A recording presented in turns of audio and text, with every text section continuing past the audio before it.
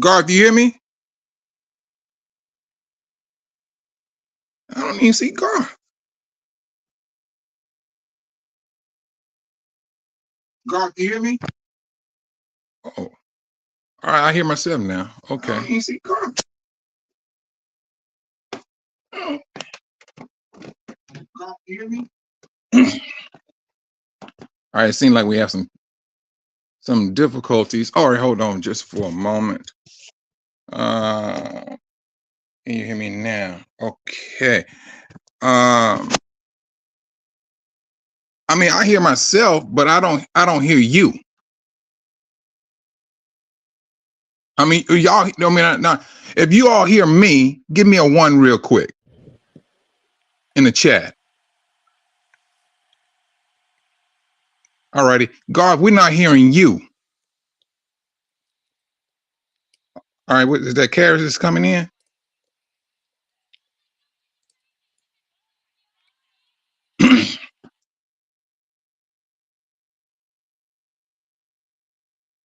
Karis, can you hear me?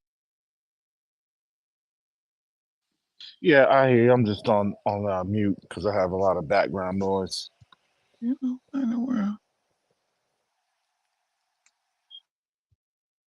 I'm sorry. Say it again, bro.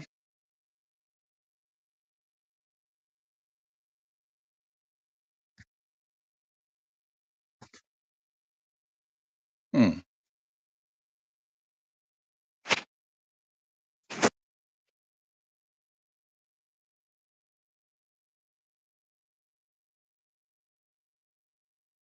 Oh, wait. Yeah, I hear you. I just have a lot of background noise. So if you see my comments, I'm in the background. All right, let me do this. I'm gonna put my thing on mute for a moment. I'm gonna do it. Hold on, just for a moment.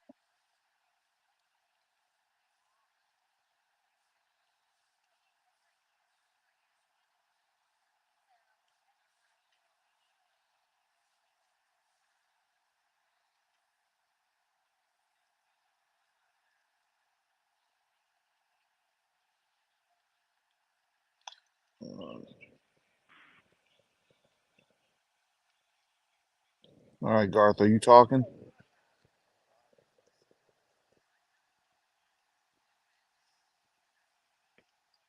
You probably need to join your mic.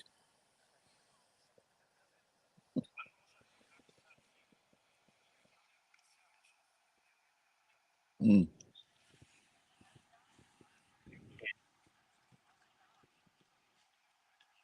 Oh, all right. Well, forgive us because I thought that we had these technical Let's issues. see. What's wrong with my thing? Oh, all right. Well, forgive us. Well, go ahead, Mike, because I think Garth will just need to fix his technical issues and go from there.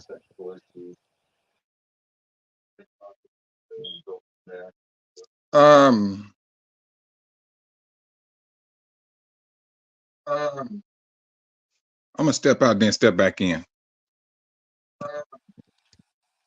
Mike, Mike was fine. Y'all could hear Mike, right? Yeah, I can hear Mike the whole time. I can hear Yeah. you. I can't hear Garth though.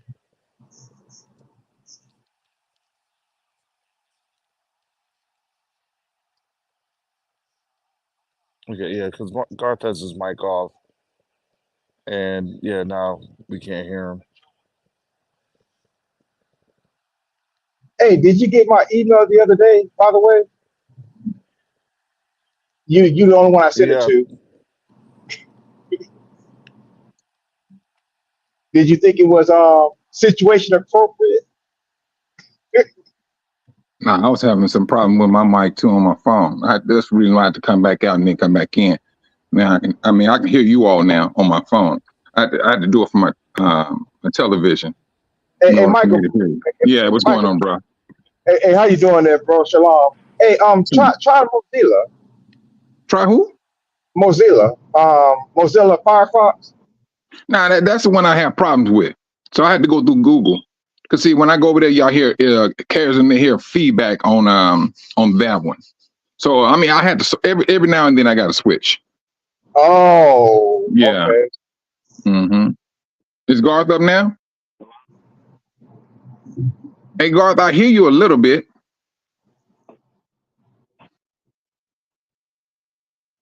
Garth may need to switch a device. If he has a tablet, he might want to try to go to it. Laptop. I hear you now. Go ahead. You guys didn't hear me for the first 15 minutes, right? Yeah, we know you. We know you No. got cold feet. We know you was in that closet hiding. All right. Well, this is the formal introduction. Hello, everyone. This is Brother Garth, and welcome to Q2UA Africa discussions for us to cover today. And Shalom. it's an interesting day, and I have my brothers here with me, Brother Rojo. they finally let me out the catacombs. Well, I'm glad to have you guys here for my first stream. You know, it's gonna be exciting, and you know, it already started off great. So let's see. Mm-hmm. All right. So as I was talking to myself earlier, because I was on mute, to this story about South Africa and its foreign policy, and verbatim, that's boring, but what we're talking about is Africa. We know that South Africa, back in that they, in February actually, last year around this time, they were doing joint drills with Russia and China. Were called to the International Criminal Court for the warrant of the arrest of Putin, and they having to make a decision on Putin's war crime allegations. But at the time, South Africa also was accused of military groups for the conflict in Sudan, which is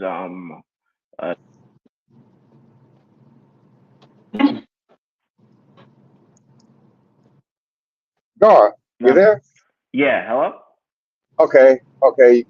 I think you got the Sister Chantel Smith syndrome there. you will hear you, and then you'll fade out and drop, and then you'll come right back.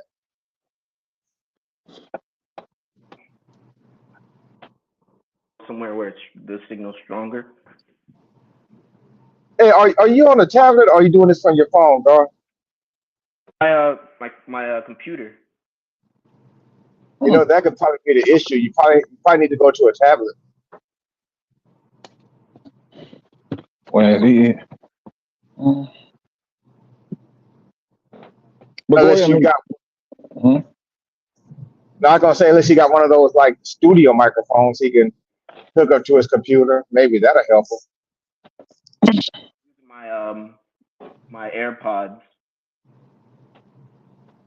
No, I think you might need to hook up a external mic there, bro, if you have one.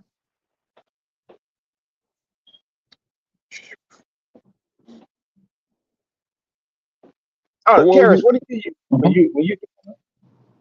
No, Carrison's not on. Oh, okay.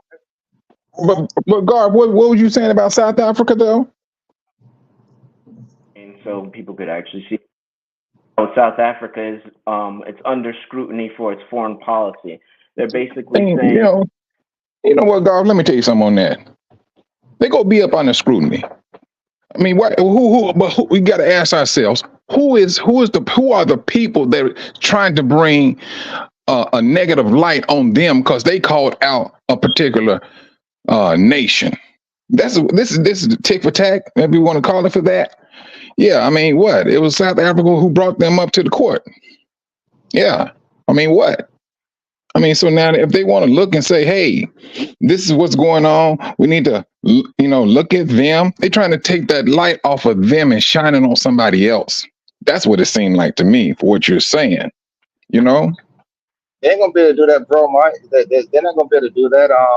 Those people who's accusing, pointing fingers at them, they have like 100 fingers pointing back at them. Their Right. I behinds mean, will be. hey, you're right. Because the whole world is looking at them. They like, look at it's the world is saying to them, you all lost your all's mind. You trying to do a genocide in front of the world, and at the same time, displace people into Africa. And Africa said, no, you don't. Who told you got the authority to do this? And this is where it's at. And so now the world, they know the world is looking at them. And they knowing that the tide has changed. They know this. So hey, we got to get this limelight off of us. I mean, hey, Garth, if I'm wrong, correct me. This is an interesting story for me because I mean, just looking at it, I see there's a lot of maneuvering here and a lot of greasing of hands because at the same time, they were saying in the article how South Africa was reluctant to,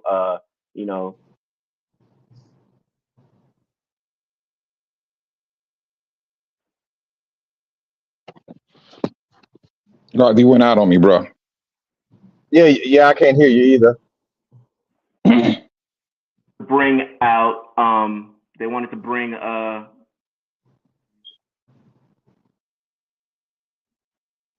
and they didn't criticize Putin when he. Garth, let me pose something to you though for a moment. Now, what do you are you on your headphones or something? Because you keep going in and out. You guys, I'm gonna try to fix my audio. All right, then. So I mean, like I was saying,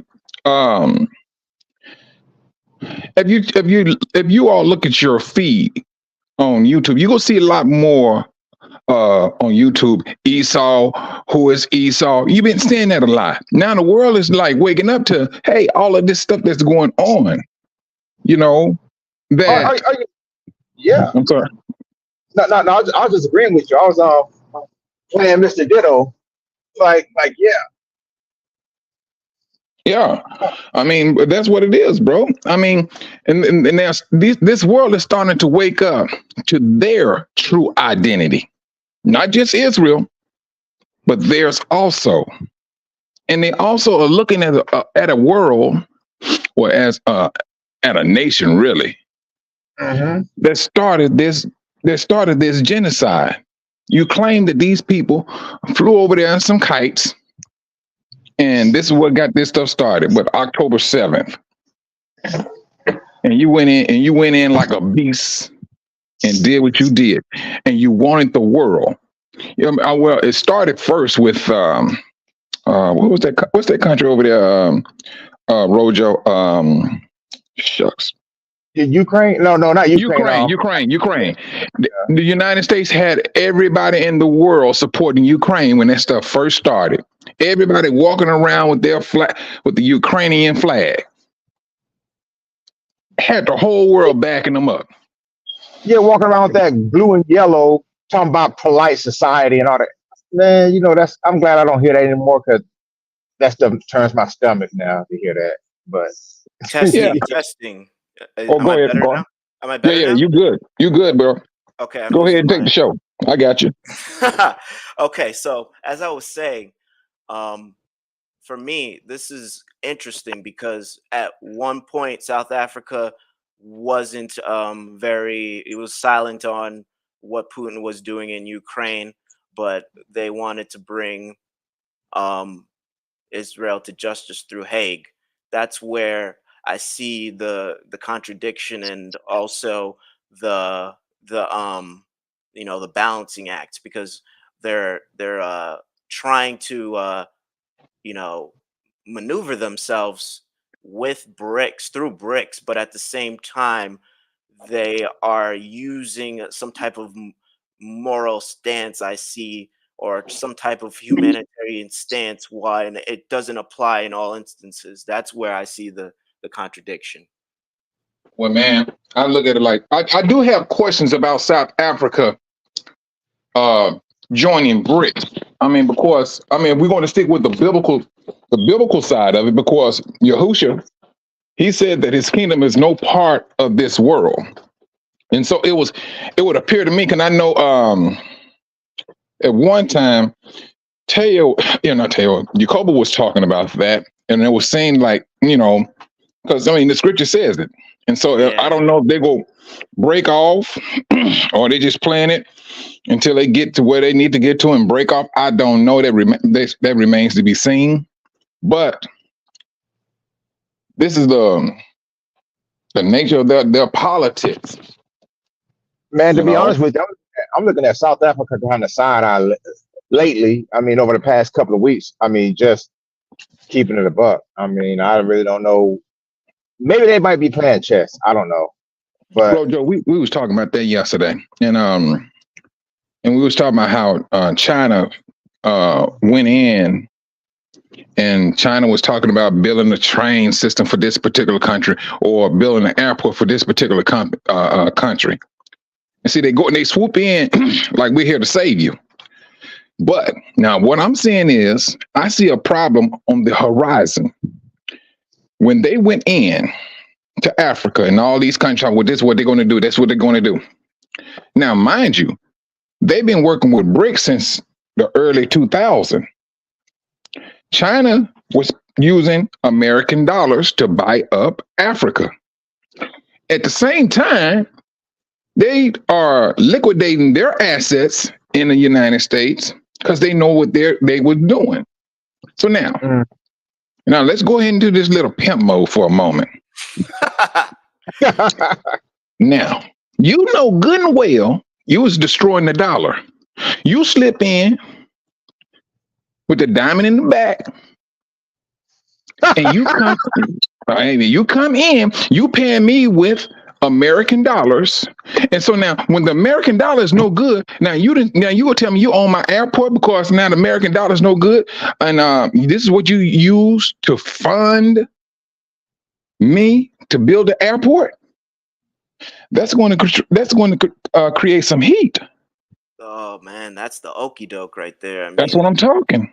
It's like I see. It's interesting. Like I have and as you say, they're talking about how they always want to come in to Africans and say that they're gonna help us or help our people, and all these fake promises. I have another story, an interesting story, to talk about, and we'll get into it. Unless you guys want to continue talking about Go ahead, South bro. Africa. I think South Africa, it's going to be interesting because eventually, as the world keeps on turning and we're changing from a one world homogeny, or to more polarity, we're going to see a lot of I guess political theater in a lesser I don't even know what I'm saying, a lesser in layman's terms, political theater. That's all it's going to be. When it's all over said and done, brother, they're trying to hide what they're doing, and they don't need that light on them. Yeah, whatever works. Garth, if they can sit up here and say, if they walking down the street and they see you got big feet, they would, oh, look at this guy here with the big feet. They would use that to get the light off of them while they continue to do what they need to do. Yeah, it's a theater. That's all it is. You're right. And we're just starting now. I have another story, family. Here we go. This is from Italy. Uh-oh.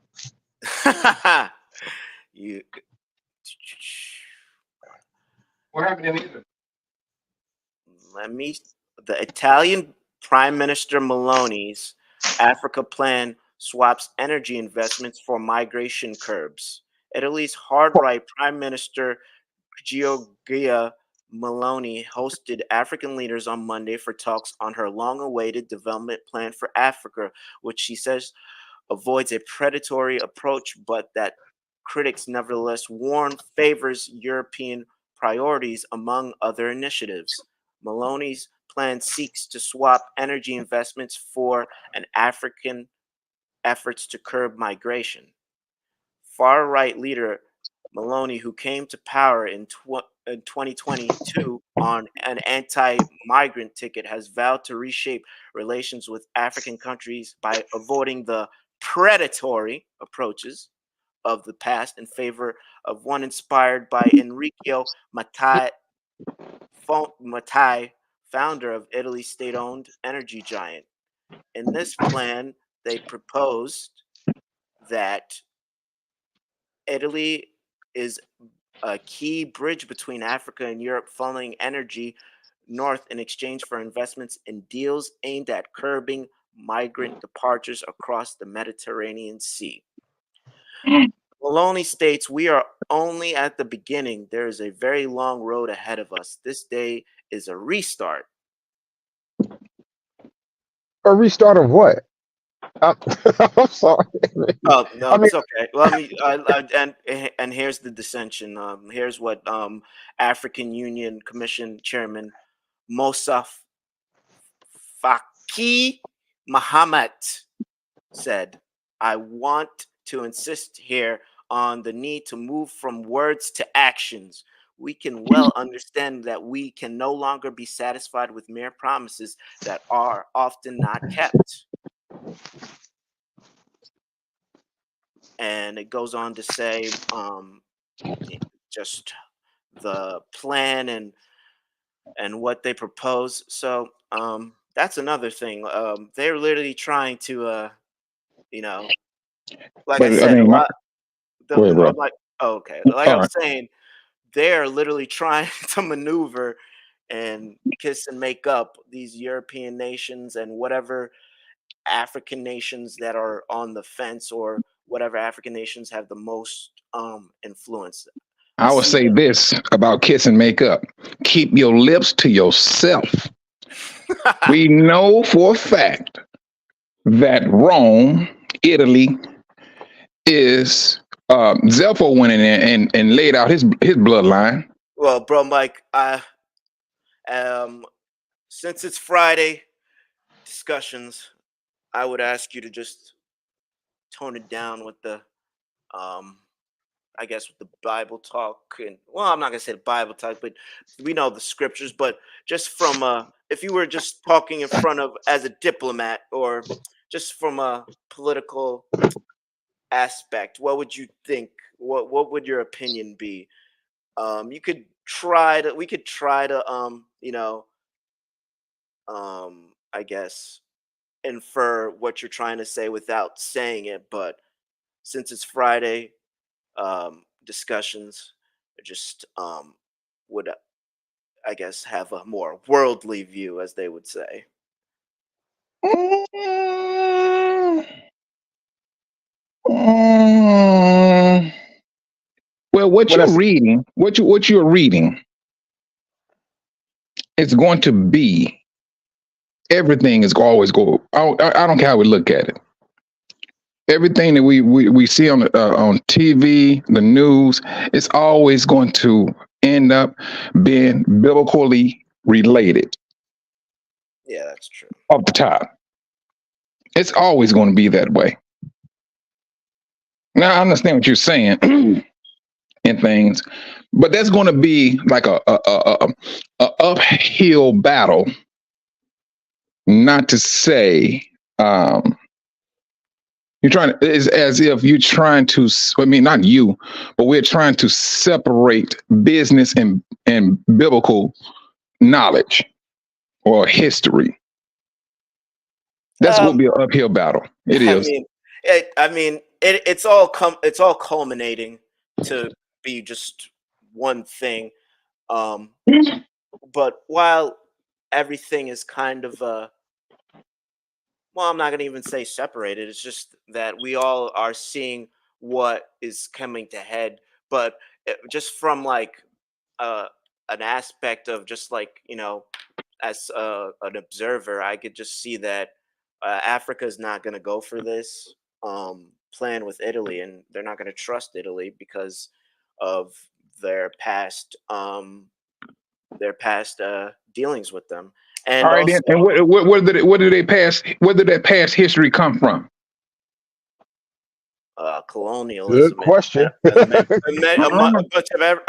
a bunch of other things. But yes, Rome All is right. one of.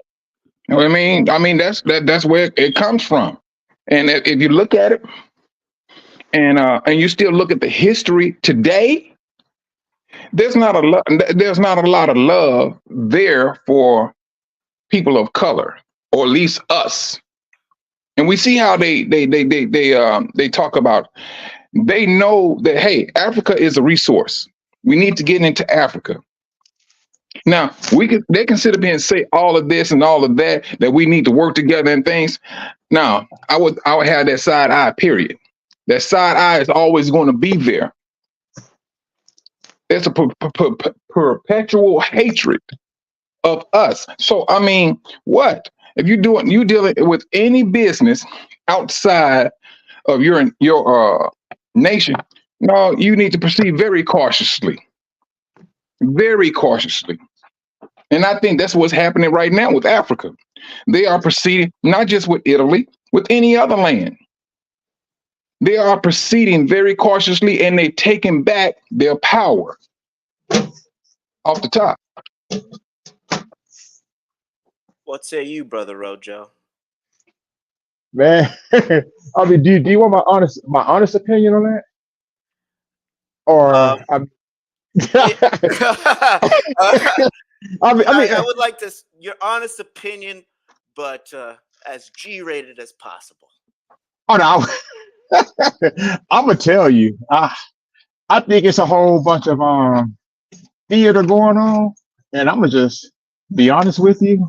Not only, I mean, I'm gonna respect it because I know it's the Q2 at least around the realm of that, but you two know as well as I do, just like anyone in the chat, that all of this stuff that's going on right now with this is centered around us. They're trying to get us to re-engage in whatever they're doing, and they're not finding anything that's sticking. So, I mean, yeah, they can run their little geopolitics between them, even take it, to parts of Europe, parts of Africa, South Africa, or whatever.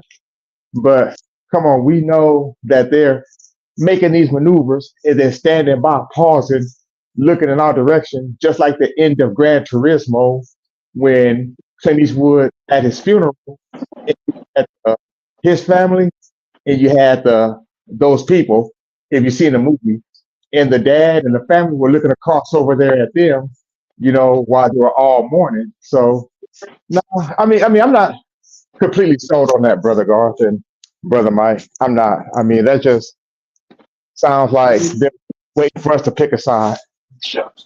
Right?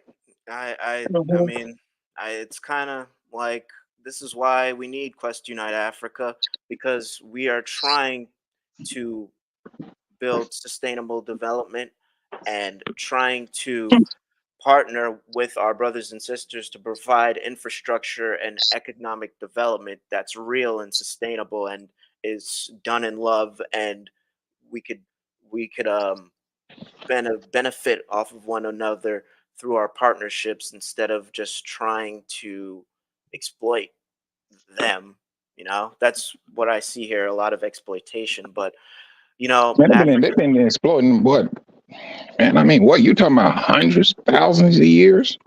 Yeah. So, I mean, it's been there for a long time, and this is beyond exploiting. It's about survival. This is what this is about. Exploiting? Mm-mm. No, Africa is waking up. African Americans woke up. Yeah. I mean, the world knows we need that particular country in order for us to continue to live.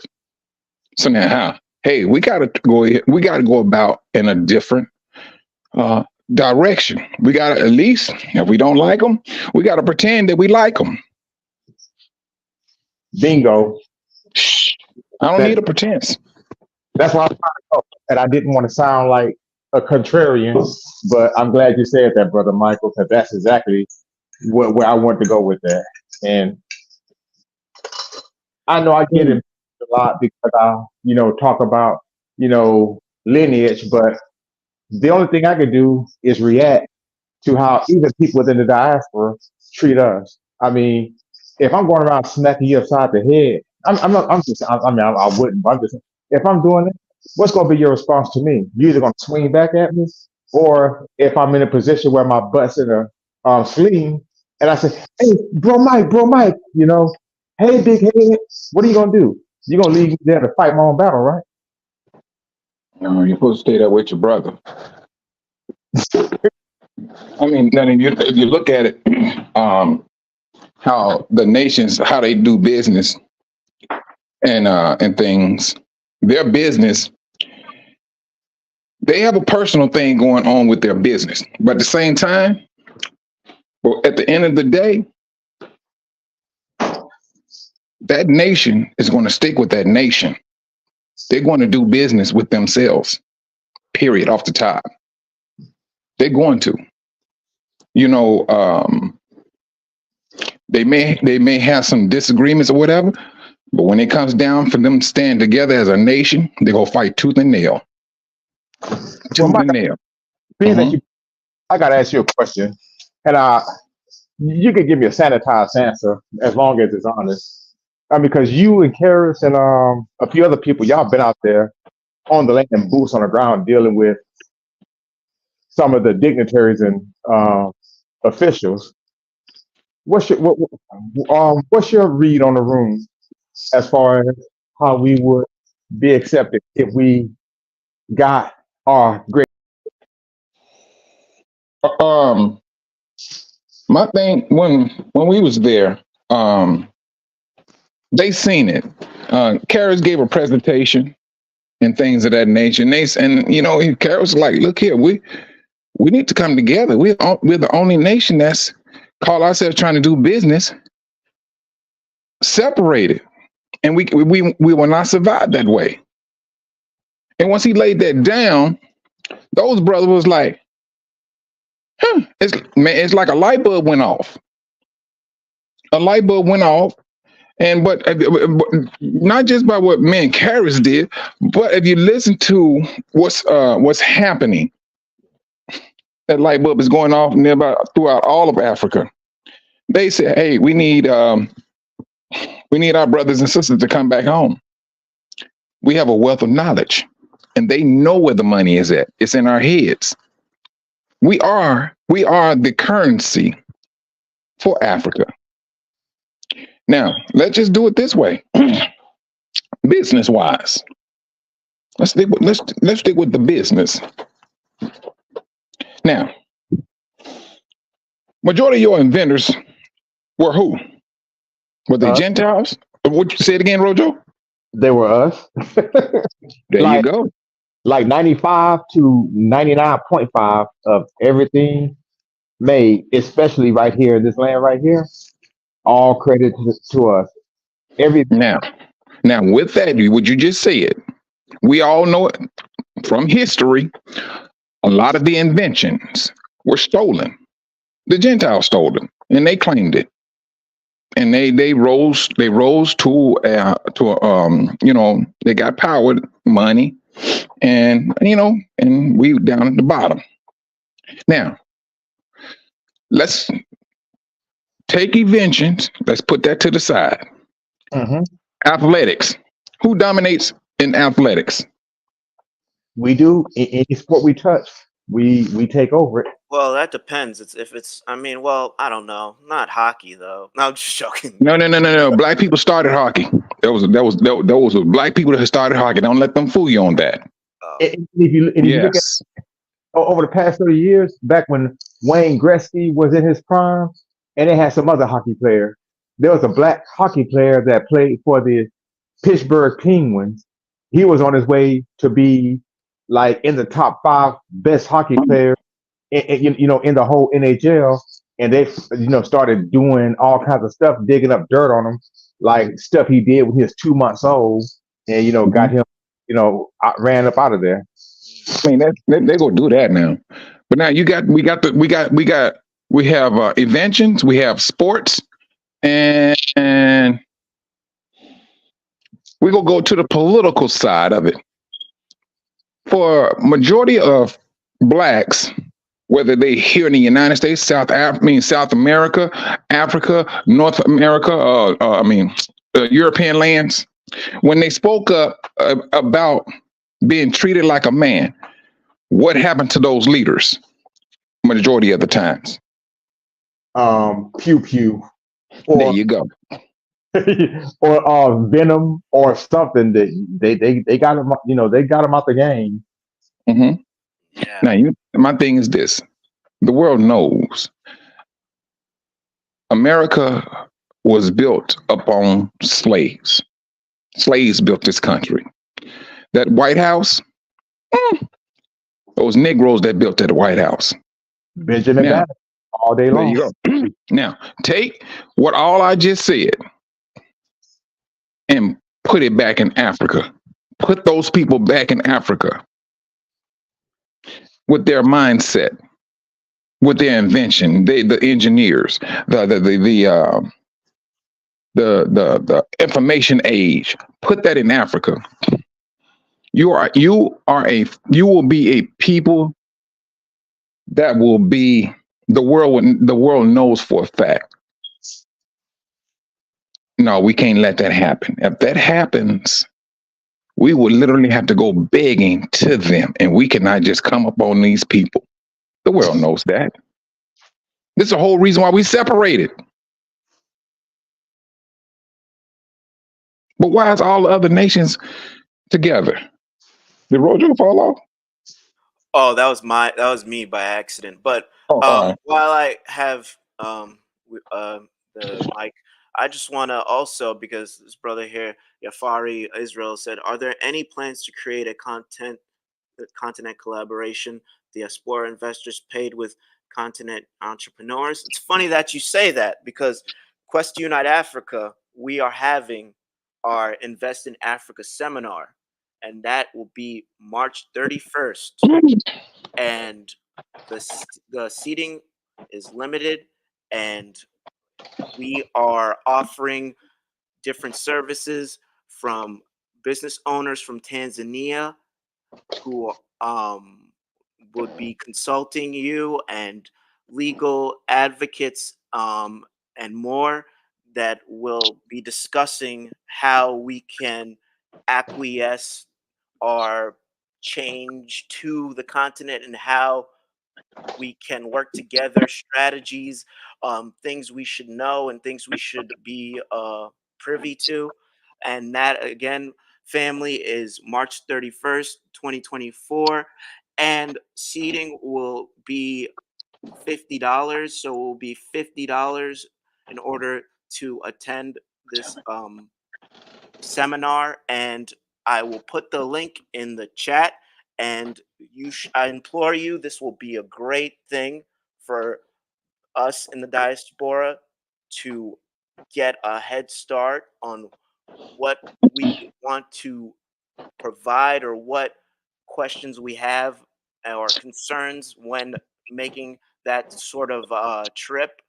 But we are earnestly trying to break all those borders between those, with the puppets and the Western leaders. We're trying to build bridges and have the sticks to come together directly, and just have a more intimate relationship with our brothers and sisters on the continent, so we could, just clear through all that propaganda about what how they feel about us, or what is expected when expats or people from the diaspora come to Africa. So I think it's going to be a great summit. And again, it's March 31st, 2024, and it will be at 11 a.m. Eastern Time.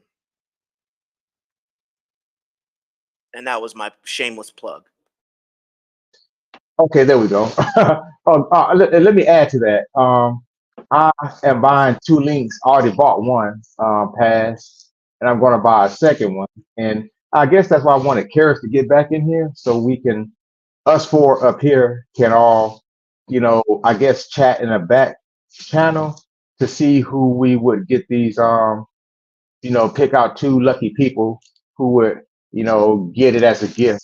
I mean, like I said, I would love to attend, but I won't be able to. My work schedule is too hectic, and I'm getting trained on 50 million things out there. So, I mean, if I can't do it, I'm not going to pop and say, if I can't do it, no one else can do it. I mean, so, I mean, there are 2 people that I would like to look out for. At y'all can pick them out. I don't care. Hmm. I mean, I mean, the meeting is. I mean, shoot. I mean, Rojo, you can find anybody that could appreciate trying to get insight on the atmosphere of this meeting. That's what it boils down to being. It's listen and see what we can learn from it, because we all have brothers and sisters that went over to Africa, and some things didn't work out the way they were thinking it was going to work out. And so that was the whole purpose of us doing what we did last year. We seen the thickest of the thorns. We got black eyes, swollen lips, loss of tooth here, there.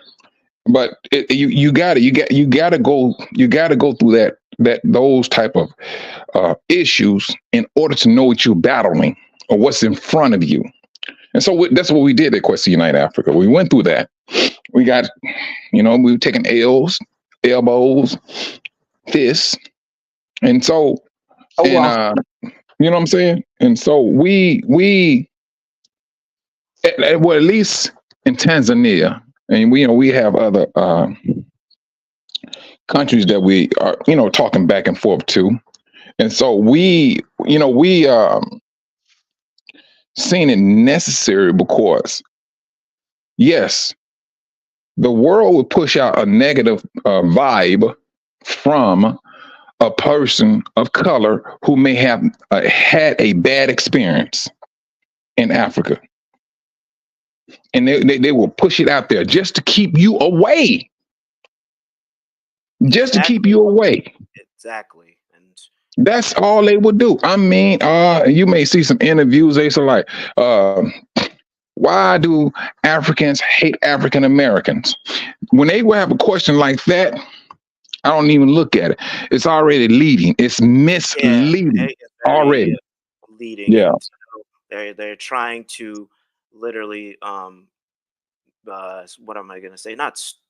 Stoke that that wound between us, and they know that they caused it, and they just keep on pushing it. And then see, like you're saying, that is a very leading question. But you've been on the continent, bro, Mike, and you know that our people want us there and are looking for us. Looking for us to help them, because you've been there and you've actually, we're a boots to ground organization, as they say.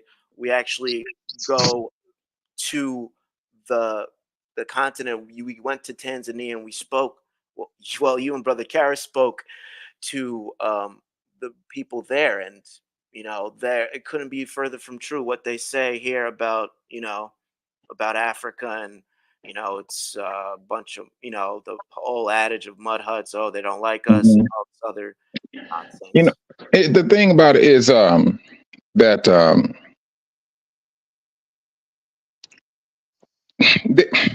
we're going to have these issues because you're literally we are literally witnessing a change of power. You think that Karis, myself, and the rest of the brothers and sisters at Q2UA are doing this of our own initiative? No, this is y'all's doing. I mean, it ain't just got to be Q2UA. You can be an individual. Say, you know what? I'm tired here. I'm going to grab my stuff. I'm going to go to Africa. we are being stirred up. We are being awakened. I And already know. so, Oh, I'm sorry, go ahead. Now, I was just gonna say, I already know for a fact, and I'm not being pejorative, so don't take it the wrong way. Sometimes the delivery could be bad, but I know if the likes of you and Karis and Garth up there and Big Red, and some of y'all had y'all's way, y'all would probably just step away from it. But because y'all dedication to the Most High, first of all, and then to us, is why you all keep on pushing. And Let me tell you something, Rojo. You just said Red. Red, me and him talked about this. Red, I know. I said, Red, like the switches, routers. He know all about that stuff. And I'm gonna just speak like this. mm-hmm. I said, Red, truthfully, their equipment is made to call back home. Cisco, all this type of equipment. Whoever makes that, they will always have a back door to get into that equipment. You, the buyer of that equipment, will not know that. You will have a back door into what they want you to go into. They will never tell you that they got a back door that they can get into your equipment. So me and Red was like, Red, he said, I already know, Mike. We can build that ourselves. This is the fear. I mean, but if you start talking about us coming back together, you literally are saying, no, I ain't gonna say that. You literally have a battle in front of you. Because once these minds come together as one, son, it's done. It is absolutely just done. It's a done deal. I mean, money will not faze us. It will not faze us. Once we get to that particular point in our lives as a nation, money will be a joke to us because we go realize you are the money. Well, with that being said, I'm about to get you a small little gift, another small gift, as a send off, because I don't even know, me personally, I'm just kind of wondering about you and your son's living arrangements when y'all get out there, how, what y'all are gonna do. Bruh, when I was over there, let me tell you something. When I was over there, I scouted, I looked all over. Now, one thing, to live in a 3-bedroom house, newly built, will cost me a tad bit over $2,000 a year if I wanted to just rent.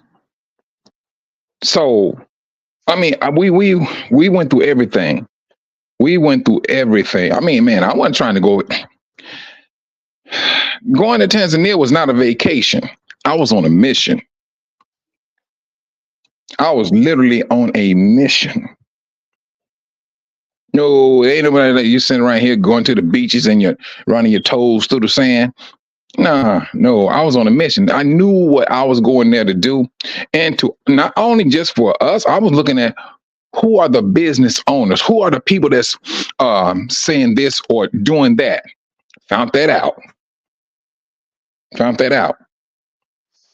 How are they coming in, getting big rice fields, shipping the rice from Africa, but up under another name called India? See, these are the things I found out. We found out when we was there. So now, we got to come up with this meeting, and this is our informational meeting. Give you more info of what's going on, and these are some of the things that we have seen there that can help our people and other investors for that matter. And that's what this is about.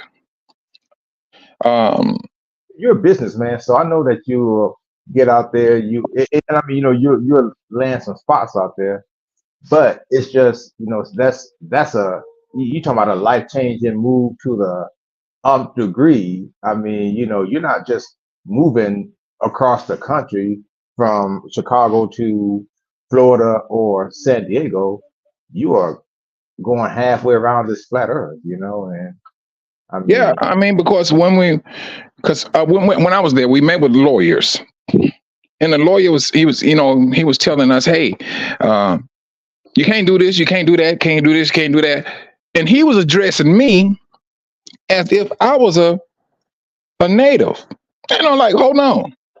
I said to him, I said, bruh, this ain't against me, this is against you. And he was like, what do you mean? I like, bruh, I don't speak Swahili. You do. These laws are against you. When he sat down and we met, I mean, we went into that conversation so deep. I was like, bruh, they know majority of our brothers there do not have the means to really truly start a deeply enriched company. The other nations can because they work together and they using it. Let's get our foot in Africa where we can, get resources and things of that nature because these people are not together. They did just that. are you talking about out there in TZ?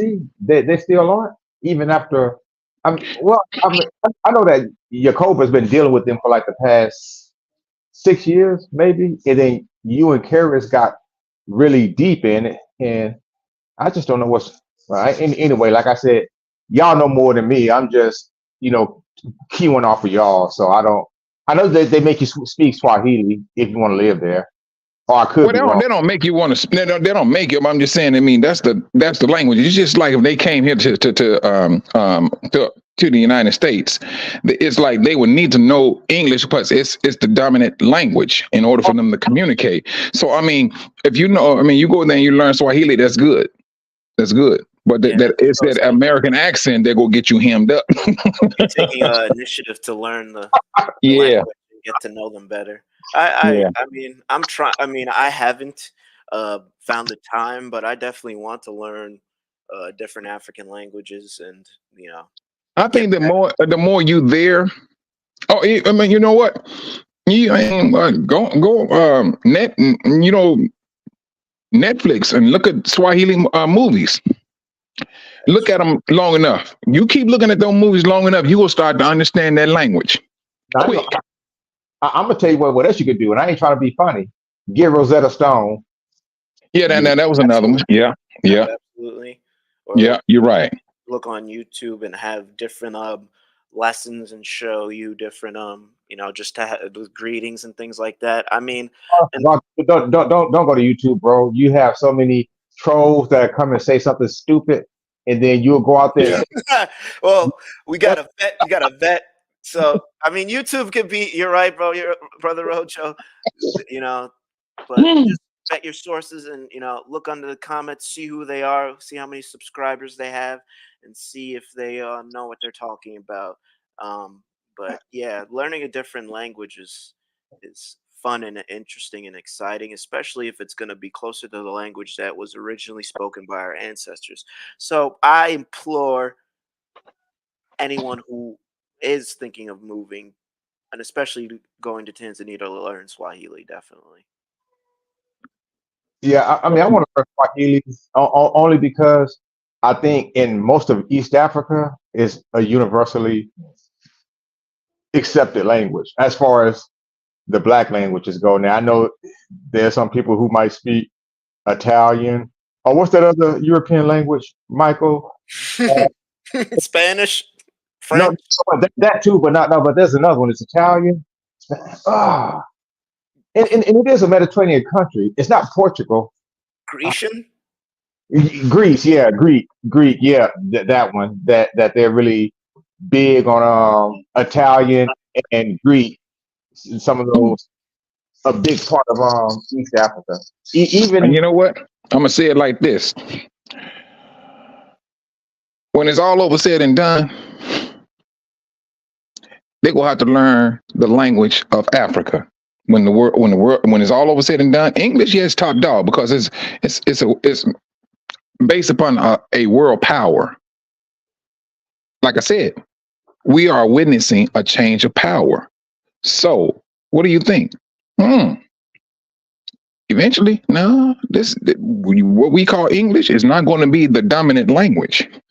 You come into a land and you need the resources. Mm-hmm. You need to speak. You need to speak the native tongue. Well, You yeah. need to understand me. It ain't that I need to understand you. And so we're at that point. And But Mhm. Paleo Hebrew too, because that's Oh on. yeah. I mean, once things at that particular point, because I mean, like in South Africa, man, they teaching our brothers and sisters, the little kids, Mandarin. Mandarin. Ni hao. Yes. Ni hao. Yeah. It's I don't know Mm, that. yeah. That's what they teaching. And I'm so, but when I say that, the whole purpose of this meeting is for a business, venture or understanding and things of that nature, as like a portal. Yes, that's what this is about. But at the same time, you're a person of color, a descendant of slaves, it's going to take on a whole different meaning for you. It is. Because now these are people that you are closely related. You are you are literally related to these particular people. And let's also understand, if you all trace the outline of Africa,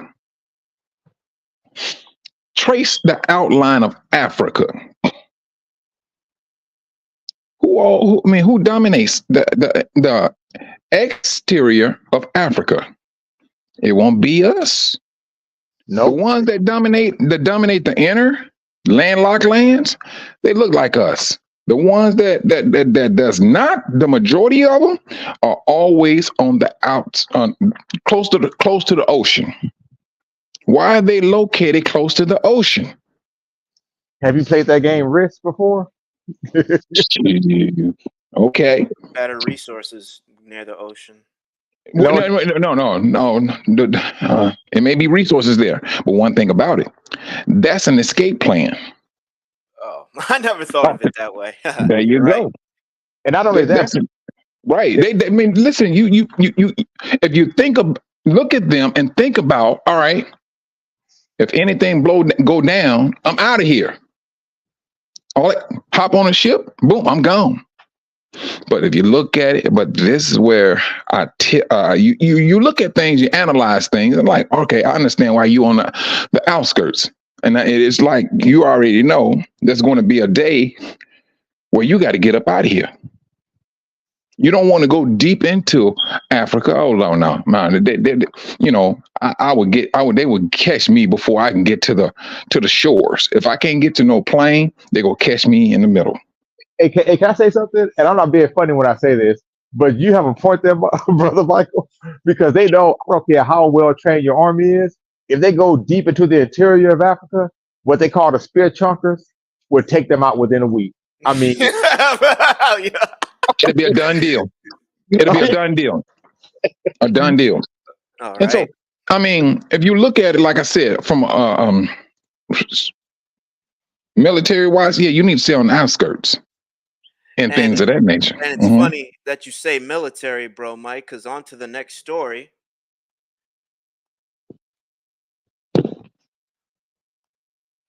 Mali, Burkina Faso, and Niger withdraw from ECOWAS, accusing bloc of inhumane sanctions. The military juntas in Western African nations Mali, Burkina Faso, and Niger jointly announced their intermediate withdrawal from the Economic Community of West African States on Sunday. The juntas contended that ECOWAS, influenced by foreign powers, had become a threat to its member states and their populations. ECOWAS was established in 1975 to promote economic integration in member states. It's considered West Africa's top political regional authority. Hold on before you go further. Wait a minute. Who is ECOWAS? ECOWAS is Who Mhm. from my understanding, ECOWAS was a treaty brought in to West Africa through Nigeria. Who owns that? Who owns that? It sounds like a military thing to me. That's what it sounds like. It sounds like a military contractor. I mean, I don't know. That's the reason why I'm asking questions, so about this. And they're saying, these things here. From my understanding, this is ECOWAS is a bureaucratic agency that was probably a contrived organization to bring the West African nations together in order to do trade through the lens of whatever guys that whoever framed it would want. But it seems that the powers that be, like you were saying, it seems like they want to disavow from all this, and they know that they're being manipulated, and they know that there's outside influences again. Just same thing with the leaders there. There's the outside influences. So now it seems that there is again, like you're saying, an awakening, and now they're trying to take their own country into their own hands. From my understanding, ECOWAS would be like a final authority on any economical or political change in the coalition of those countries. So they're basically arguing that whatever influence is not in their best interest, and now they want to act on their own through their military. So now, you know what? And I got to go back to it again. Let's go back to the pimp game. You got now. It's like let's trace the history. Who came up with this idea? I guarantee the West will be all over it. Absolutely. The West is going to be all over it. When you get through taking off the layers of paint, I'm like, ain't this about a trip? And you all got majority of the shares or everything. When you get through doing it, this is where it came from. And so now, but this here thinking that our people, and then the thing about it is, they think they can show a whole lot of Africans, like you got on the screen there, of our people. They think they ill-informed. They think that who want to help these Africans? No. Bruh, please. They know we are the most beautiful people upon this planet. The long string of hair, ain't nobody trying to do all that. They looking at us. They try to make us, they thinking that this slave mentality, I need for you to hate your brothers and sisters. Those days are absolutely gone. They're not coming back. The world is showing you that. This is what they're trying to do. This is what they're trying their best to do to us. No, our black women are not hoes. Nigga, please keep it moving. We know what you did. We know what they have done.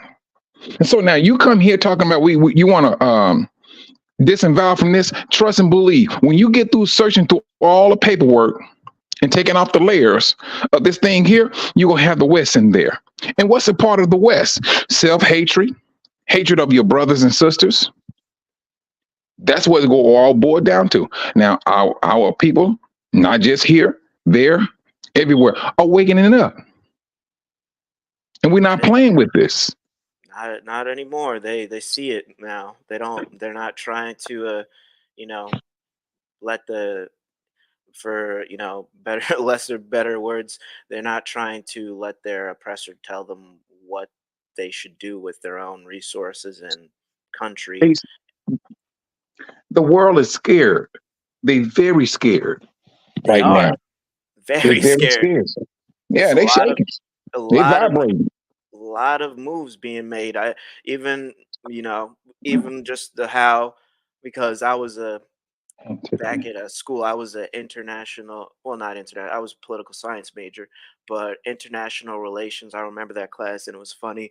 I had a Nigerian professor, and he started making me really question um, our foreign policy, and he opened up my mind to all these Western inventions. And looking back on it, when I had his lectures, I'd be like, "Yo, why does the professor? I forgot what his name was, but this professor, he just doesn't like America." But I'm like, no, he's. I mean, I already had.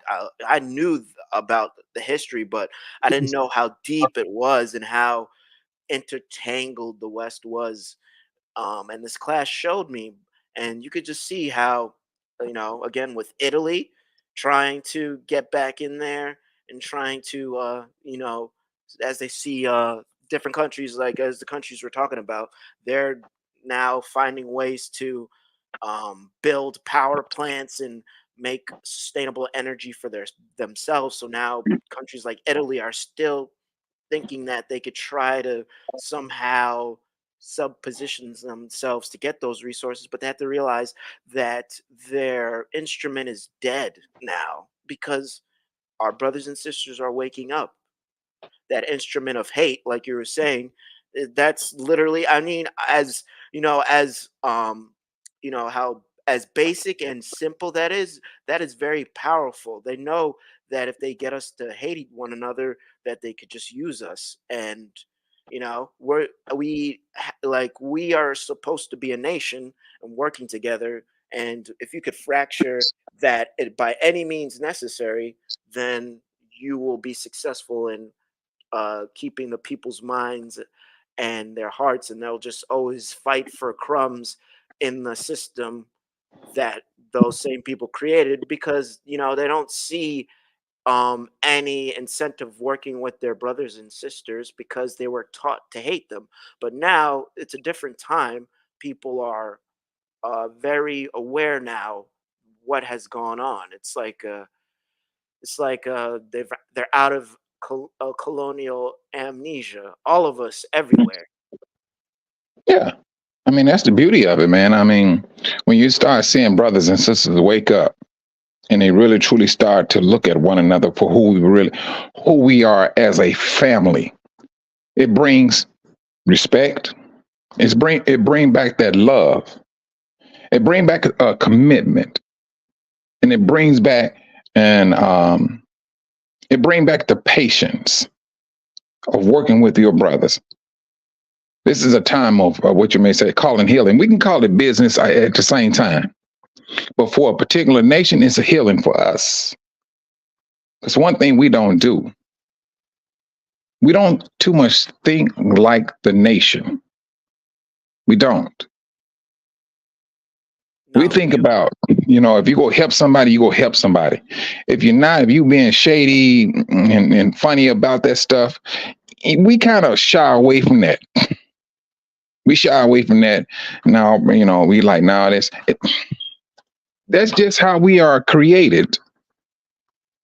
Yeah, we were created to work with one another. We weren't created to compete with amongst one another. And so, I mean, hey, this is where we at now. I mean, it's like we're trying to take. We are literally in a battle to bring our family back together, and the nations. I'm not knocking down the nation, the Gentiles, or whatever, but I cannot feed somebody outside my house until I feed my son and my family first. That's exactly. I mean, Thank they try to shame you into that basic principle of looking out for your own when they do it. And it Oh yeah, comes they'll shame you real quick. You're a bigot, or you racist. No, I'm not racist. You will help your family first and foremost. Why is it it's a problem when I will help my family first and foremost? And then when my family is up to strength, they have their health. Oh, what can I do for you? See, this this would have led me right back to the scriptures. But this is what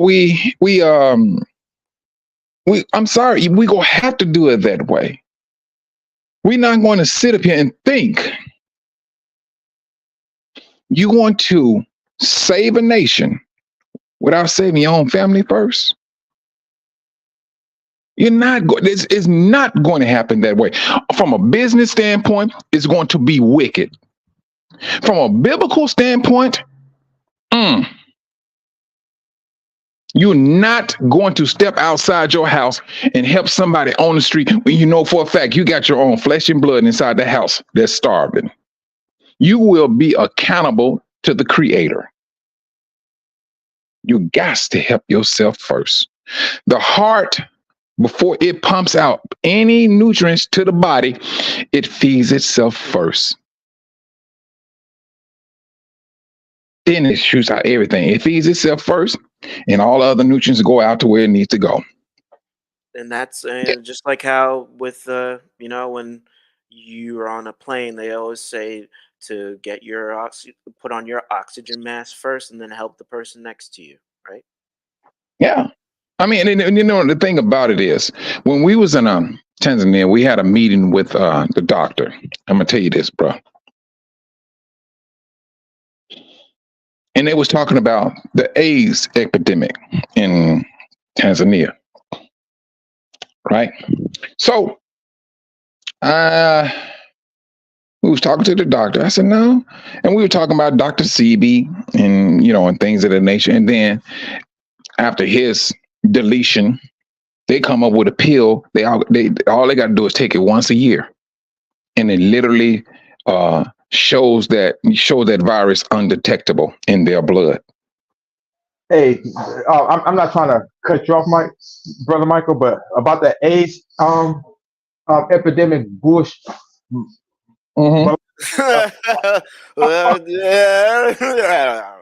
not trying to get kicked off the show, but you know that was all a farce. I did some deep research, and since the inception of that, back when it was called GRID, before it was called AIDS, we have always been the lower quarter of infectees with it. Always, we were never. That is true. But one thing we were saying, and with the doctor, see, they didn't know this until we told them. It was like, wait a minute, they got a what? I said, yeah, they got a pill that you take once a year.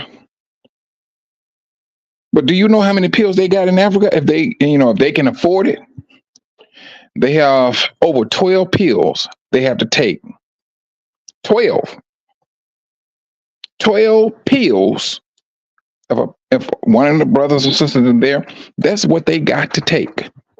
And so this is what they said. Well, this is the brothers and sisters there. They were like, well, why we don't have that pill? Well, a person can take one pill and they're okay. No. They don't care about us like that, but they want. What I'm talking. This is what I'm talking about. This is what I'm talking about. See, CB came up with this thing here where he went to court and he proved his point. Oh, this is what I did to cure them. Boom. You cutting into my money, bruh. You cutting into my money. I don't need that information that you pushing out there. This go back to the previous conversation I told you about leaders who stepped up, who spoke out. He spoke out. It wasn't just him. What's that girl name? The singer, Left Eye? She spoke out. Yes, and look at what happened to her. That's what I'm talking about. And they gonna say that she was going 90 miles an hour. Listen to me. Listen to me. Listen to me on this one here now. Okay. You are in South America on a back road and you doing 90 miles per hour and your truck flip over. Ain't nobody gonna be doing no 90 miles per hour when you got all those bumpy roads. Thank you. And that's all I was trying to get with that. You're right. I'm glad you said it. So, hey, look, Michael, man, why don't you partner up with me on my TikTok and let's do some lives, man? Sure, man, I ain't got no problem with that. You just send me the information. But you know what, Rojo? I don't know what's going on, but when I send you an email, it does not go through. You will send me email, and Rojo, I will literally just reply. It'll come back, did not go through. Yeah, I mean that, and to be honest with you, I'm not being funny when I say this, so don't take it the wrong way. That's why I quit sending you the emails, because I thought that I was getting on your nerves, and I was like, no, it wasn't that, Rojo. I was replying to your emails, and then only reason it got through. Karis had to send you.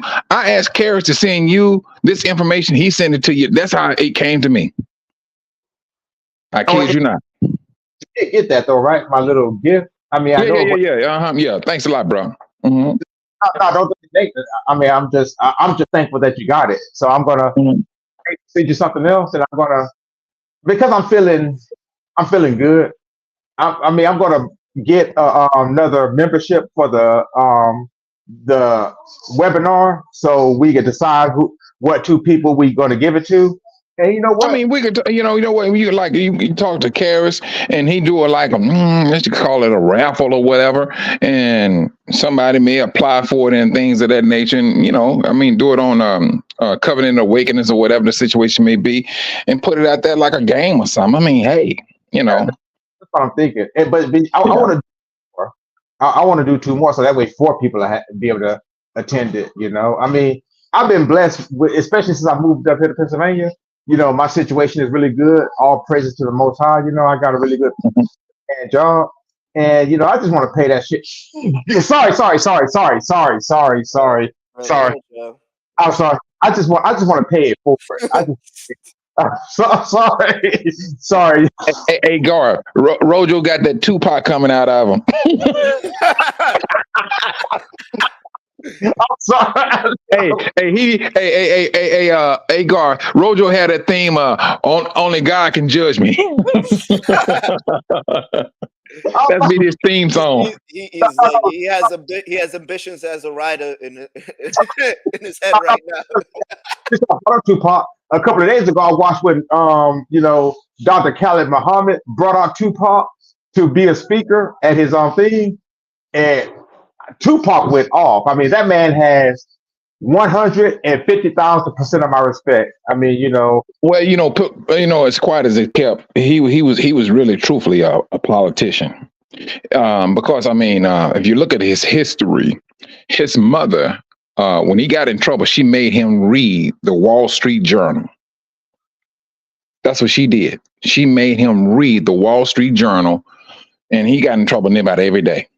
So now he's and then including what his mother was into. Yeah, he's seen more politics than anything in his. Well, he's seen the politics, and he's seen the setup against Black people. But in that industry, that's a pimp game. That is absolutely a pimp game. They will draw you in with the fame, the glory, the money. And he said it. He admitted to it. They, allowed them to draw me in. Well, what's his famous quote? I never had a record until I made a record. And I mean, that, like him, and I know you're not from Chicago, but I'm going to say this. I'm going to say this with my chest. Yeah, the brother had issues, but R. Kelly was insightful and gifted too. And I mean, you know what? I mean, like I tell people, R. Kelly was convicted under the Mann Act, which if you convicted under, read about Stephen Mann, what he did against Jack Johnson and Sam Cooke back in the day. But if you convicted under that, then you can say anything you want to about somebody and not have to worry about getting sued. So that's why they say he did this, he did that, he did that, and they. I'm gonna lay this down on you, and I think everybody gonna understand this here. you say for instance, you take a trip from United States. And, you know, when you're taking a trip, you go prepare yourself, you go have some money on you and everything, and you Mm-hmm. go to Africa. I'm gonna show you how easy it is for you to develop this mentality that you have power. Go to Africa. Go to Africa. And you starting to see, oh, wait a minute, I got more money in my pocket when I came to Africa. That's gonna be clue number one. Clue number two, it's when you start opening up your mouth and you start talking with people or going to the restaurants and they hear your accent. That's number two. Now, it's when you start taking money out of your pocket, you start seeing brothers and sisters, and you seeing how they living. You seeing some on the ground. They cannot stand up. They standing there, you know, begging for money. You start feeling sorry for them. Not saying you should not feel any compassion for our brothers and sisters, but I'm showing you that it's easy for you to slip down that slippery slope of power. It's very easy. Yeah, you may talk about R. Kelly, you may talk about Tupac. They was more on a high scale, slippery slope. I'm talking about the low scale. The low scales are average people.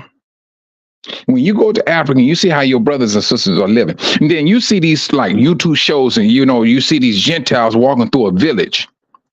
Look at their demeanor. Look at the people that's call themselves recording our people as if, man, these people are living in squalor. Yeah, and then And we do the same thing. You know, even though we may have a sense of wanting to help, there's a measure of that little superiority that do comes on upon you, and we got to be mindful of that. But bro, Mike, and I'm not trying to go against what you're saying, so don't take it that way. But Mhm. between the two of us on this panel right now, you are historically, because I don't know God's situation, and I don't want to disparage anyone. So God forgive me if I come off the wrong way, because I'm not. But between us three, Mike, you are the most successful historically. But between the three of us on this panel right now, so Rojo, go out. Bro, Mike, can you hear me? Yeah, I hear you. Go ahead. What you saying, Gar? oh, go ahead, Garth. I'm sorry. Go ahead, Garth. It seemed like he went out. Yeah, hmm. I don't even see his thing lighting up. His avatar ring, the edge of it. I don't even see. No, he spoke. He spoke a few minutes, a few seconds ago. I mean, I don't know. Um, All I right. don't. I don't. Oh, there you go. There you go. All right. I'm going to go on to the next story. Oh, I'm sorry, Garth. I know I was talking over you, bro. Sorry about that. No, it's all good. It's all good. You know, we'll go on to the next story, and this is the next story. And now my commentary is A1. But Egypt criticized Western countries' decision to cut funding to UN agency in Gaza. Egypt's foreign minister Sameh Shoukry expressed criticism on Sunday over the decision by certain Western countries to slash funding to United Nations Relief and Works Agency in Gaza. The move follows Israelis' allegations that 12 UNRWA employees were involved in the October 7th attack by Hamas. The Okay, foreign cool. minister deemed it unacceptable to diminish the UNRWA's capacity to fulfill its responsibilities due to the actions of certain individuals. He emphasized that holding the entire agency responsible for the actions of a few is unwarranted, given the crucial role. United Nations Security General Antonio Guterres urged countries to reinstate funding to UNRWA, warning that the agency might have to reduce aid over 2 million Palestinians in Gaza as early as February. The humanitarian crisis in Gaza has worsened due to fighting and Israeli restrictions. hindering the delivery of the essential aid. A quarter of the population faces starvation, intensifying the urgency of the UNRWA's operations. Hey, Garth, can I ask you a question about that? What you read? Why are we even caring about that? I mean, and I understand it's information, but do you realize what those Gaza, the Palestinians did? How they came and pooped like diarrhea, had a blowout from the backside on Martin Luther King's day. I mean, so ever since that, I've lost complete, respect and consideration for what they're going through. I could care less because you don't. I mean, and I guess that's the new me. So the new me will probably be more unpleasant than the old me because if you offend one of us and you're not one of us, even if you're one of us, I'm done with you. I could care less what happened to you. I mean, if you're gonna, just come in to our square and we're getting kicked out of something that is of our square, and you're coming in taking advantage of it and exploiting it, and then pooping on us, the hell with you. I mean, when it's all over said and done, you're right. I mean, we got to concentrate on ourselves. I mean, how in the world you think you want to save somebody else, and you yourself? And it ain't just you, Rojo. It ain't just me. It ain't just Garth. It's a lot of us. We need to heal first.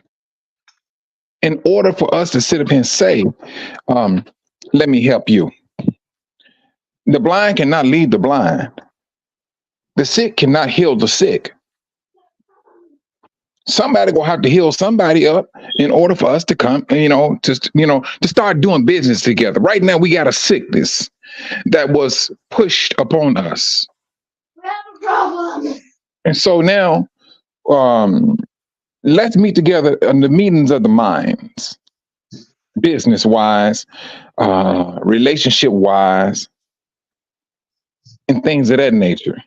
no, Mike, I'm gonna send you and Garth a link, and I think y'all need to see this. And All right. Well, for me, though, I think it's important. I understand where all you guys are coming from, about the history in relation to these people and us.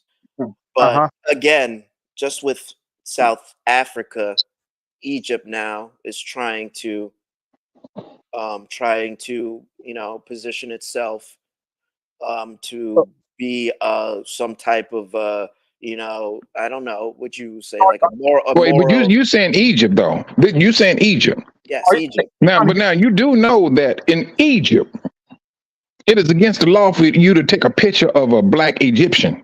Well, yeah, bro, Mike, I know all this, but I'm just saying, in relation to our discussion, right?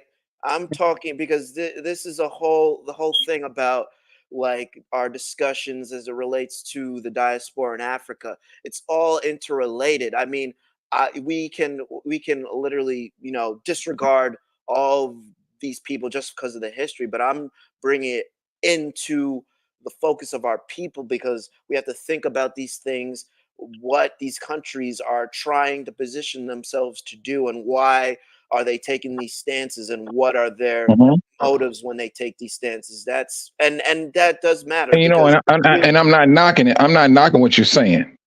I'm not knocking it because when you. All I'll say is this: if they're trying to align themselves with us, then I'm with them. Strong, 10, 20 toes down. If they're trying to align themselves with us, but if they're trying to go on some kind of intersectionality route, where we'll align ourselves with you, but but you've already lost it. So if they're aligning ourselves with us, the end, then okay, Garth, I'm down. I'm a rider with you. Yes, that's what's going on. It isn't even so much about like aligning. I'm just bringing. No. It's going to be about aligning. No. It's going to be about aligning. When it's all over said and done, aligning is going to be the top. It's going to be the main thing is aligning. Aligning the world.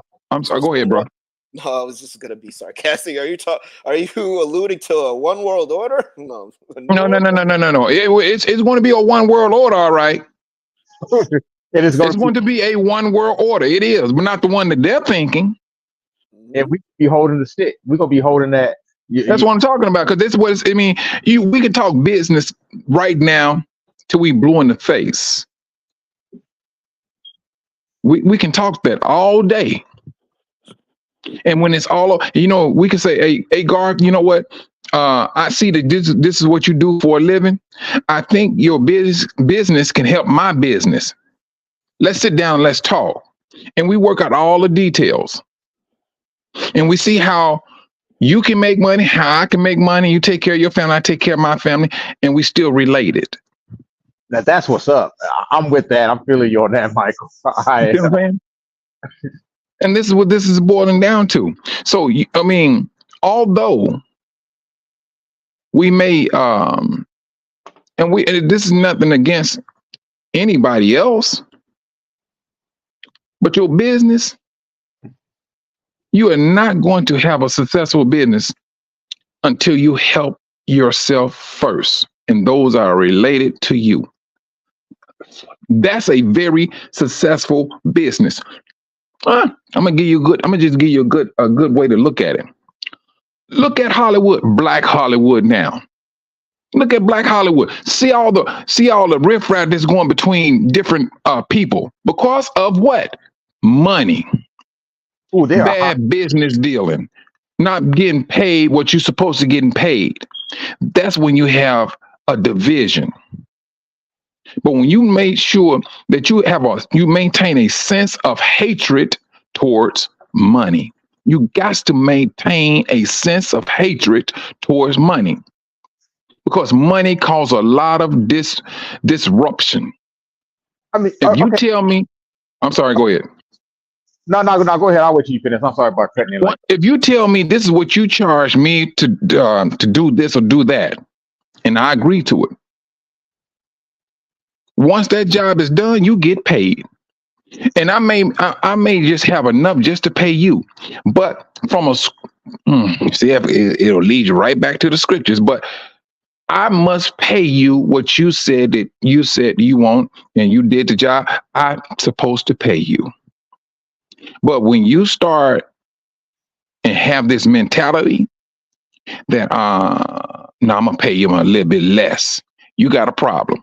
You bring it in a disruption within the family. This is the thing we need to heal on. Well, see, the one thing I was want to tell Garth, Michael, is that he sees a lot in real time more than any of us, and I live less than 100 miles from him now. But he sees, I mean, Garth, he sees in real time what happens when we get on code. Camden, New Jersey's PD is damn near depleted. They're liquidated. They're not there anymore, and the few that are out there really aren't messing with our people, whether it's us directly as people from here or even the people that come here, from within the diaspora. I mean, so that's the kind of codification and the kind of discipline that we need. We need to let them know that we don't need them. They're the ones who need us. Yeah, but listen, I could walk and chew gum at the same time. Everything is, you could just compartmentalize everything and just see what I mean that doesn't necessarily mean, hey, like, oh, let's go to Egypt or anything like that, or like do business with Egypt. I'm just saying that as we go into this new world, we're seeing all the multipolarity and all the shifting of the guards, and I just think it's important for us to know what country is doing what and what stance they're taking on what. Like another story I have here is that Algeria is also pushing for the UN Council to do a ceasefire in Gaza as well. If people want to look at that, I'll put it in the chat. But like I'm saying, like all these things somewhat matter because we just want to know what country is doing what nation is doing what, and who are their where their allegiance lies a lot. I mean, what am I saying? Their allegiance is, but at the same time, we could always go back to our book. But I'm just saying, as people who are not in the book right now, just for the people who are not as learned as us and may have already taken that journey, they know that something is on the horizon. Like you don't need to have like a biblical understanding to it helps, but you can see that what is going on. And like you were saying, there's people who aren't even awake, and we talk about it. There's people who aren't even awake that have a push to go to Africa or have a push to unite and somehow get out of this circumstance that we're in here in America.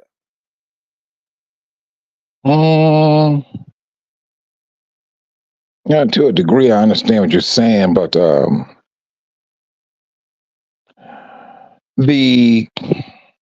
understand, but we have to be uncompromising. That's our issue.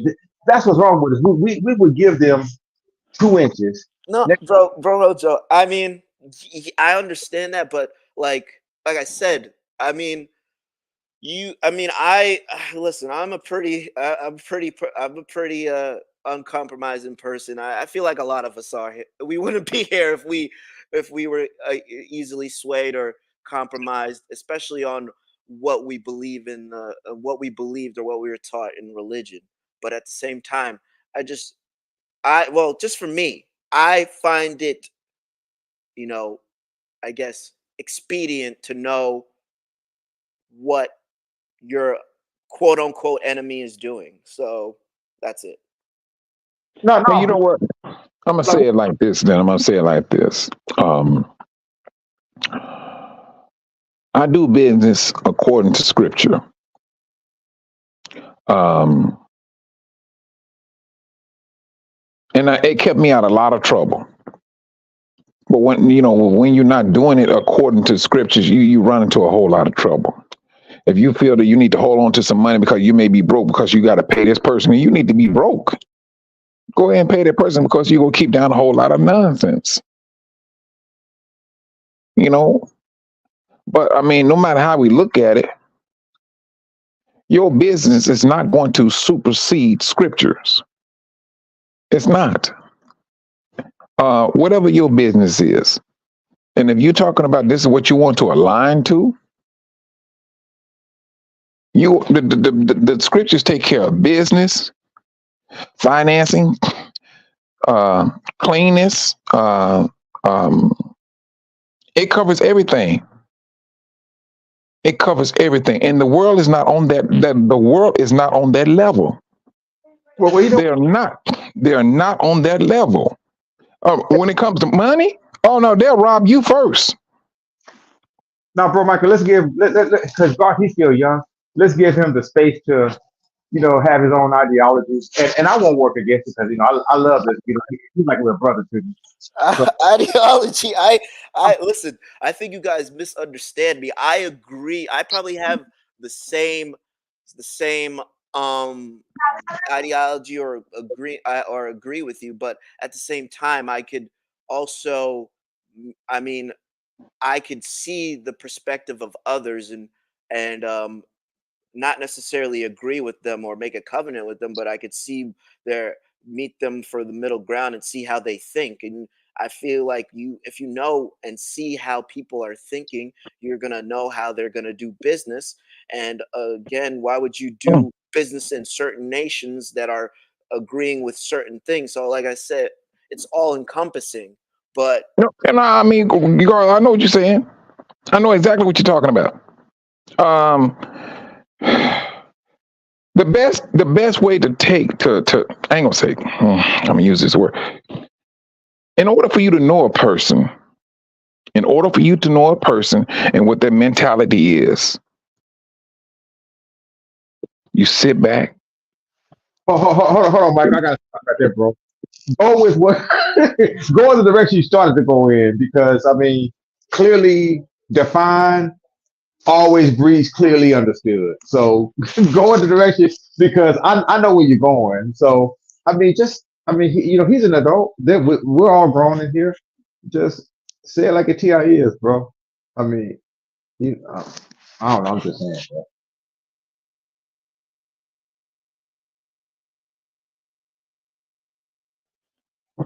Hello, Oh yeah, okay, Michael, you there?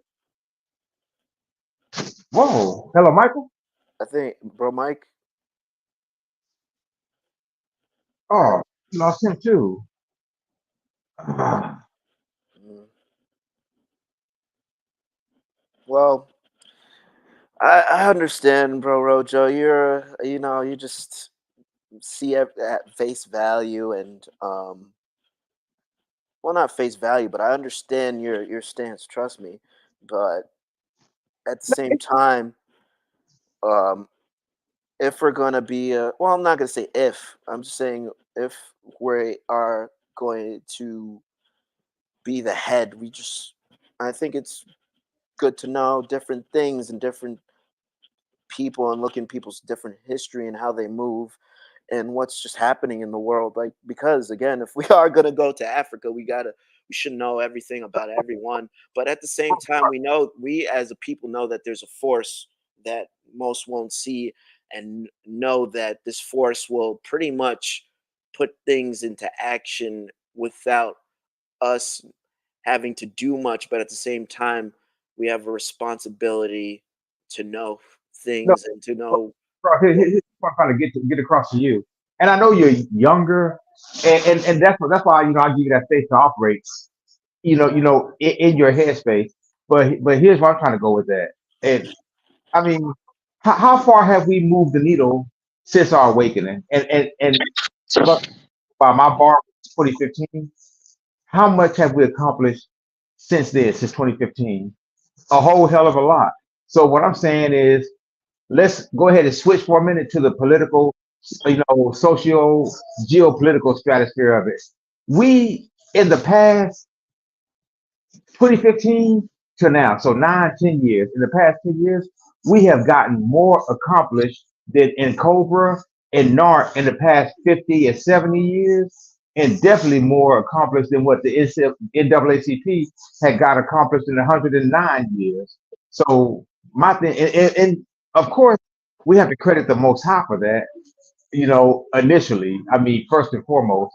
But I'm just saying, bro, Garth. I mean, I'm not telling you don't deal with them. I'm not even going there with that. What I'm saying is, we have to make it known that if we're going to deal with anyone outside of us, it's going to be on our terms. Well, you know what, Rojo? I mean, I'm not going to. I was saying this. If you go deal with anybody, sit back and listen to them. They gonna tell you who they are when you listen to them. If they always talking about money, you gonna know money is always gonna be on their heart. If they always talking about, let's just say, I'm gonna just put it out there. If they always talking about sex, you gonna know what's on their heart. You gonna know how you need to move with that particular person. If they sound wayward, you go pick that up. So I mean, I'm not knocking doing business with people, but I am going to say, listen to them. They will tell you who they are by their conversation. They will tell you off the top. And I They think will, yeah. you just gave me some game, and thank you for that, brother Michael. Because I tend to kind of run off emotion, and sometimes I switch the conclusion of emotion to logic and reasoning when it should be the other way around. But no, I thank you for that. And Garth, I'm not against you, brother. You already know I I, love you. I'm not. I know. I mean, I've learned that we could talk to each other and not agree and still be in love. It's just that's just my But stance. anytime you dealing, I mean, you're talking about the whole continent of Africa. That's what when it's all over said and done, that's what the world is looking at. Everybody is, hey, I'm finna hit you, Rojo. Tupac, all eyes on me. All eyes are on Africa. All eyes are on Africa. And everybody and their mother knows if you got dark skin or whatever, you're from that particular place. But the respect is not totally there yet, because the world is used to coming in and taking what they want to take from that continent. Things have changed. Minds have been renewed. Confidence has been strengthened. This is where we're at. You think Quest to Unite Africa is the only one that say, hey, we need to do this here. No, you got other organizations out there that are doing the same thing. They're saying the same thing. No, Michael, y'all ran straight up the middle with it, though, dog. I mean, and no disrespect to Stepping Stones and P-Tree and me. No disrespect to them. Y'all, you, Karis, and the rest of y'all went straight up the middle. Y'all went straight for the kill shot. And I mean, that's because I've seen so much, infiltration and stuff like that. I look at everybody with a side eye. No offense to anybody in the chat. No offense to anyone on this panel. And y'all can look at me side eye. I don't give a damn. But I'm just saying, y'all were 100%. Every time I take my little score thing with y'all, you, Karis, 100%, 100%. There's y'all leave no room for error. So that's why I'm saying with y'all, I have to give my credits to y'all that y'all know exactly what the hell y'all talking about whenever y'all dealing with this, because y'all are out there, and not only are you dealing with them, but you're bringing it back to us, and you're letting us know where the hot spots are, who are the questionable people, where the danger zones are. Ain't nobody else doing that. Name them. Prove me wrong. Shut me up. Prove me wrong. Who else is doing that besides y'all? Yeah, I don't want to toot our own horn. We don't gotta have to name names, but I do think we have been proactive. That's all I'll say. We decided to go in so many. No, I ain't gonna say so many directions, but we seen things that we seen the pros and we seen the cons. That's one thing Q2UA I would say about us. We did. We seen the pro and we seen the con, and I voiced my opinion to the pro. And I said, but I'm very cautious of the con. But hold on. I just got to caveat this. I am not critiquing or criticizing anyone else. So I just want that to be known right now, because I don't need to go back to some other people saying that Rojo said about. I'm not. I'm just talking about you all. And right now, just like Yacoba is 100% in his his foresight, like he's 100%. You guys 100% in what we need to, the information you bring us, as far as if we decided to go back to Africa today or whatever day, you guys 100% let us know what we have to, be wary of, what's going on. So I'm not going to back down and apologize to nobody for that. I'm not trying to hurt nobody's feelings. I'm just going to speak the truth. You guys, out of everybody that's that's trying to get us back over to Africa, you guys are 100%. You guys are testing perfect across the board, in my opinion. And I'll just leave it at that. Well, I appreciate that. But we had, just like with any organization, we had the bumps, the bruises, and things of that nature, and we all went through it.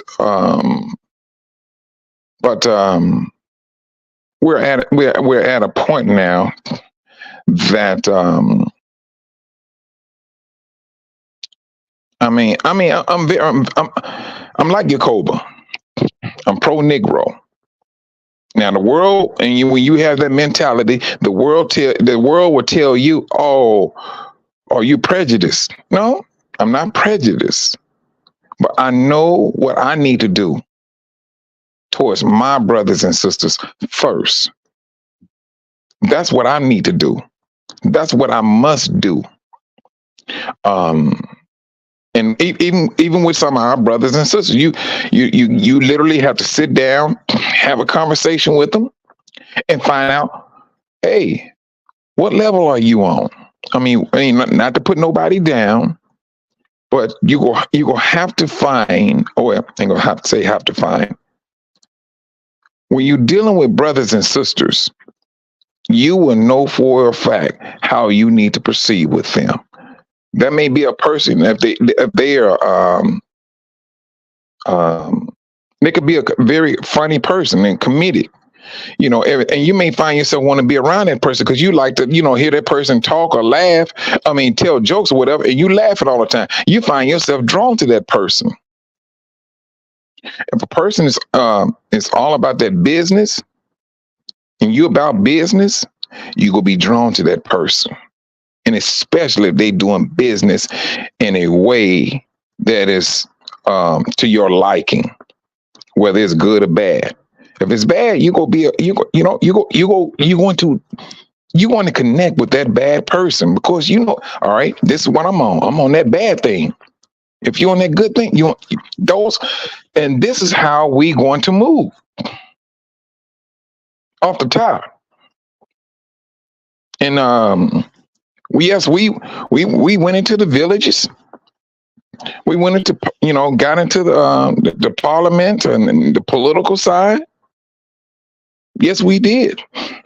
We were and are not playing with this movement. But my thing is, you all are bringing evidence live in real time. Like when y'all were down there and y'all were chatting with us, you and Kara were doing your show, and you were sitting there having live chats showing us what's what. And you think that ninjas like me? I mean, I don't want to get kicked out of here, and I don't want to get you trying to shut down. So I'm not Yeah, talking. please don't. You could try it just do it when Karis is hosting the show, not when I'm doing it. No, I'm joking. bro, I wouldn't put you in that position, bro. I know, I'm Hey, joking. it all fall back on God. Man, God got Kara's show shut down. Garth, no, you let Garth live stream one time. Just one But time. let me tell you, you don't think I'm like researching y'all? I mean, no offense to you, Karis, anyone. No offense to you, Kobe. You don't think I'm like looking up stuff that y'all are bringing to us? And like I said, when I find it to be on point, I mean, I feel bad that I can't do more because it's not just Covenant Awakenings or Quest United Africa that I want to support. I support Yakoba too. And I support even those that aren't, that deal with the outskirts of being Israelites or whatever. And I deal with those who may speak against it, but they still love their people, like the Tariq Nasheeds and Black authorities. Not that they speak staunchly against us, because I have heard them say good stuff about us, but I support our people that's trying to help uplift us across the board. I don't care, and I won't make any apologies to anyone. I won't give any reasons or explain why I do what I do, because guess what? Those other folks, they're one thing about them, they might fight against each other, but guess what they're on code about keeping us down and about hating us and about wanting us completely wiped off the face of the Ain't earth. that the truth? Ain't that the truth? Yeah. So I'm just saying, we let's have our own little internal, disagreements, internal tips or whatever. I mean, there's stuff that sometimes me and Garth might not agree with. Brother Michael, I love you too. But there's stuff that me and you might not agree with. I might come at Oh you. yeah, off the top, bro. That gonna be off the top, and then that's like, yeah, you ain't got to tell me. I mean, shoot, man, please. But one thing I would say about that is, and I got to fall back on this. When we were in Tanzania, me and Karis, I knew my place. I knew my place. Karras did all the talking, and they knew who to look to talk to. Now, when Karras did some introductions and things, boom, he introduced me, and I tell him what I do and things of that nature. Boom, boom, boom, boom, and that's it for me. I'm the guy who I'm the one who in the dirt taking that shovel. I'm on the land. He's what you may call PR, public relations. I know my place, and I say this for this reason. When you know your place, and that's how everything runs smoothly. When you don't know your place, oh, you got stress that's going to be unbearable. It will be. I want to say something, but it's just between me and you.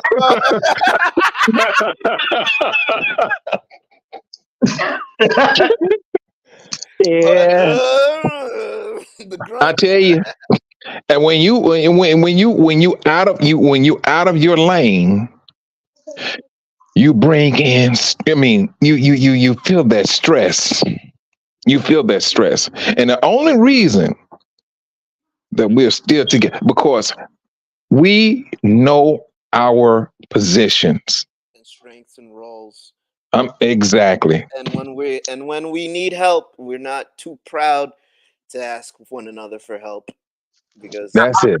I know. I'm not. I mean, I needed help this morning doing this live stream. I'm so glad you guys came on. I couldn't.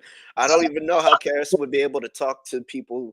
God, you boogered it up, dude. It's damaged. It's done. You boogered it up, man. You know what? Go ahead and make yourself a drink at 9:35 in the morning. Nah, just messing with you. but I mean, you know, and see that.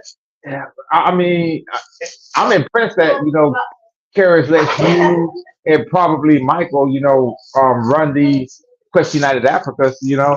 And Karras knew I was going. Karras knows for a fact, man. When I'm talking to you all, I'm packing up stuff, and now and very soon I got to get out here and go find some help to load this stuff up and things. So I mean, no, he knew I was busy. So I mean, while y'all talk, I'm packing, taping up, and things of that nature, bro. Yeah, He you're knew. getting ready to go back there again. I need Karras to get. Yeah, I mean, yeah, I got to do that, man. And so I was talking to. As a matter of fact, this morning talking to some brothers and sisters there and things, and let them know, all right, this is what we got going on. We need to, you know, this and that. And so they working on some things before we go back there. They trying to put things in place. Because man, listen to me. Q2UA is not. We're not trying to waste no time on that continent. No, this is not a vacation. It's not. It's never a vacation. Urgent. We're on a mission. Yeah, I mean, I tell you. Mm-hmm. Go ahead. I'm sorry, Gar. Go ahead.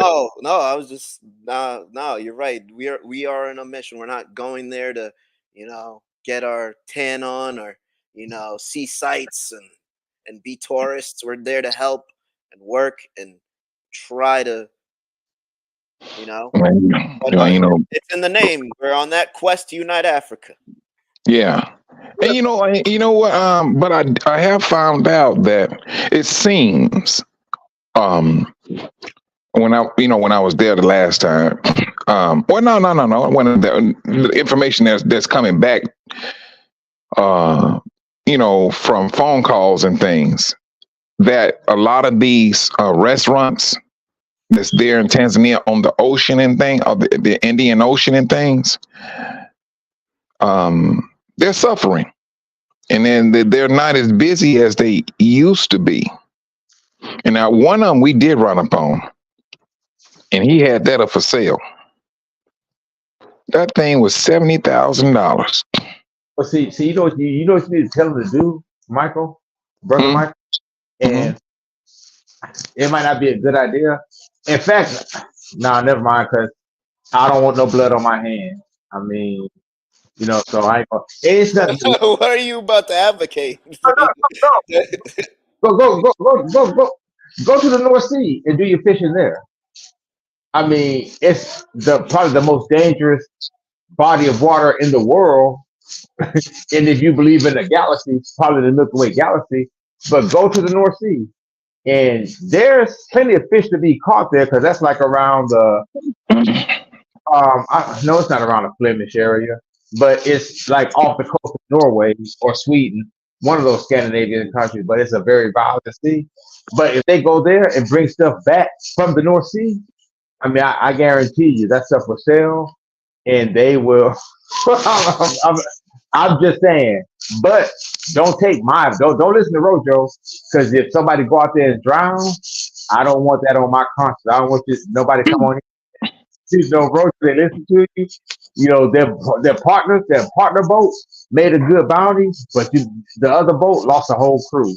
And nah, I don't want that on my conscience. So. Here at Quest Unite Africa, we are not boaters or professional fishermen. We are here. We Hold on, Mark. If we're black, we're professional anglers. We can go out there and catch any fish. We can go out there and catch bluegill, crappie, bass, trout, catfish. I don't reckon if you catch a catfish, throw it back. But I mean, you know, we're masters at fishing, and don't nobody. I don't care about these shows they have on TV. Don't nobody fish better than one of us. Nobody. but one thing about it, I mean, the business sector and the fishing thing, I mean, they have a fishing area. I mean, all you got to do is link up. I mean, like from a business standpoint, you link up with a fisherman, and you say, you know what, if you got a seafood restaurant or whatever, you link up with that fisherman, not just one, no, like two or three.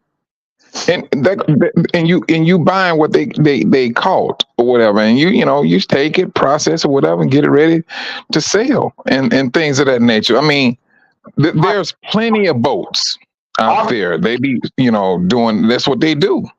Obviously, you haven't been to the North Sea, brother. I'm just saying. I'm speaking from the Indian Ocean and Tanzania. I mean, that's whatever you talking about, Red Sea. No, I ain't never been up there. You've been watching the world's deadliest catch too much, Rojo. Yeah. Hey, yeah. You hit me on that one because that's what made me learn about the North Sea, and I started reading on it. You're right, bro. I did watch one, and they brought up this like crab that was as big as an offensive lineman, and I'm like, yeah, that's going to feed a lot of people, but we should be eating that garbage. I mean, that's like eating a big old pretty multi-legged cockroach, with pincers. But yeah, you're right. You got me going. I did get that off the world's deadliest catch. God exposed me. all in fun. But bro, Mike, I was about to ask you what type of restaurant in Tanzania that gentleman was selling that. Well, there was one. Well, I don't know one. I went to quite a few. But I mean, if it's off the ocean, majority of the time it's going to be some type of seafood. But it's the owners, not one that I went to, and I went to some high end restaurants. They owned by foreigners, Asians, Indians, more so Asians, and it's right there on the ocean. And Asian Michael. What What kind of Asian? Was it the Chinese? Chinese, yeah. And because in there also now the casinos, people like us, it's it's a sign up there. No blacks allowed in Tanzania. Excuse me. What? You saw something like that? Yes, it's up there. Where? In Dar es Salaam. Yeah, I mean, when I say there's some bold and arrogance going on, there's some bold and arrogance going on a black continent. What? This is how they do. Is it Dar es Salaam the capital of Tanzania? No, it's Dodoma now. They moved it to Dodoma. Man, It okay. was.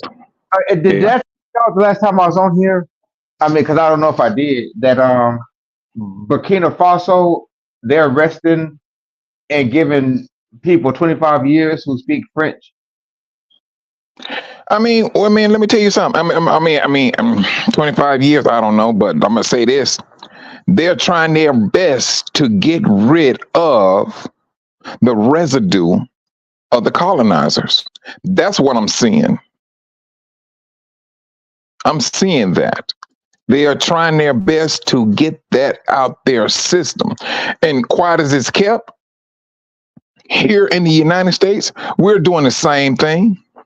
We are doing the same thing. Maybe not on a higher level, but more so on a lower level. We're doing the same thing. For you to think about just doing business on the continent, you're trying to change something about yourself that you don't like. And that is the residue of the West. You want that off of you, but you want to take the knowledge that you got and that you was trained with, and you want to use it for your betterment, and as well as for your brothers and sisters' betterment. In a righteous way, not a Exactly. way that promotes Yeah. death and separation and hate, like the West teaches. Exactly. You're trying to do it in a different way, and so that's what we're doing, and what the brothers and sisters are doing on that continent. Yeah, it's. I mean, Morocco was in not too long on the feed, and these channels were saying, "Do not travel to Morocco." Now, me myself, I've been to Morocco, and I know why they say don't travel there. Slavery still exists. The brothers and sisters there, they cannot walk the street at night in Morocco, Casablanca. They cannot. They get pulled over just like we get pulled over here in the United States. They get robbed, and they call the police. The police do not come. I'm sorry, but I don't trust Morocco. I don't trust them. I mean, but then you gotta look at the people that's making the calls in Morocco. Like I said, brother, if you trace the outline of Africa, not so much West Africa. But if you do West Africa, trust and believe, they go have a few there. They go need an exit plan. Always keep your exit plan, and they have their exit plan on the edges of Africa. Not in the interior.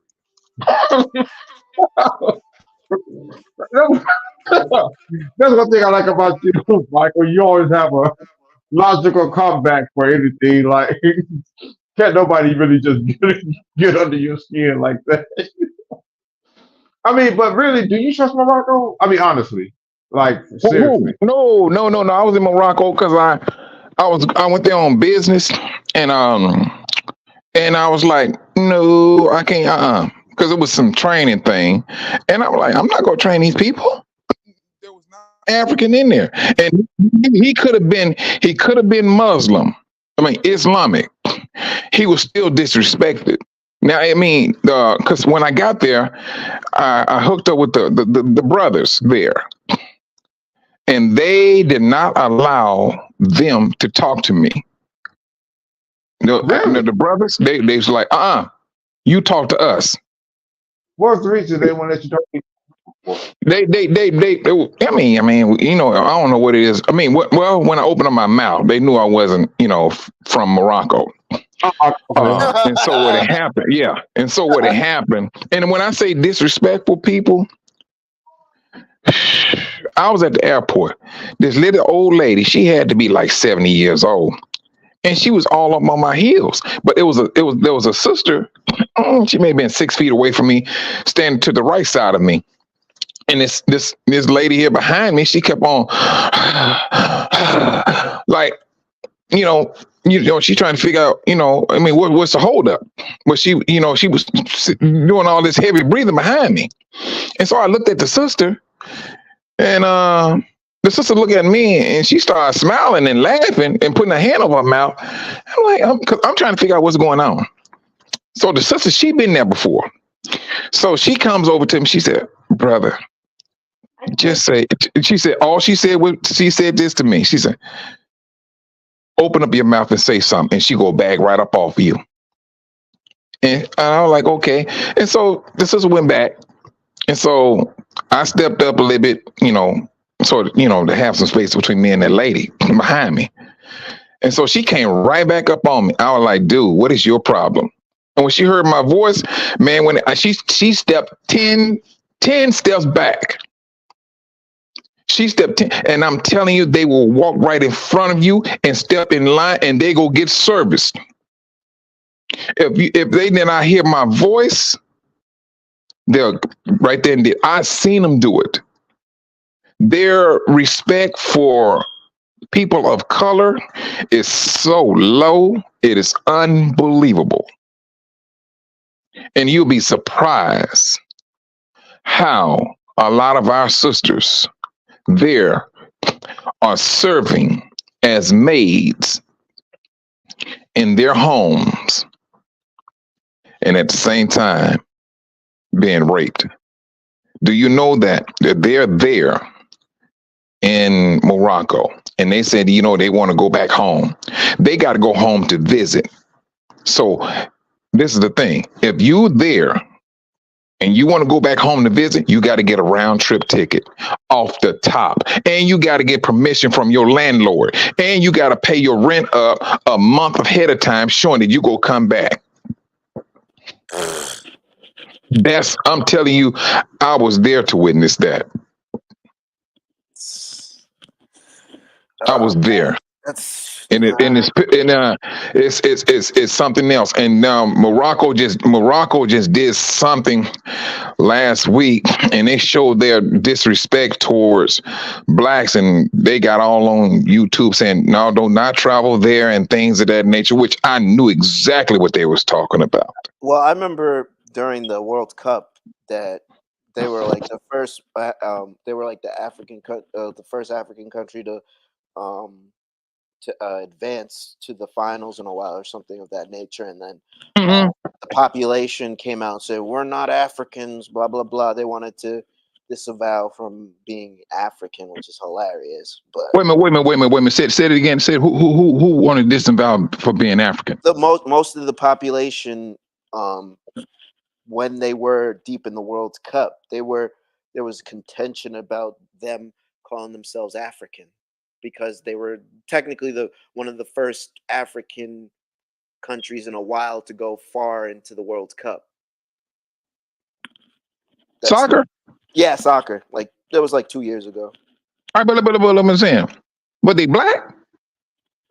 Some of the players are black. I mean, but I mean, I saw like when I'm just going back, but I was just looking at or just remembering when around that time, because you mentioned Morocco. I mean, Morocco isn't on my mind when I'm going like thinking of Africa or anything like that. But I just remember in my memory, like recently, Morocco went to the World Cup and they went far, and they were literally out saying, "Oh, we're not Africans," blah blah blah, and they may be right. So.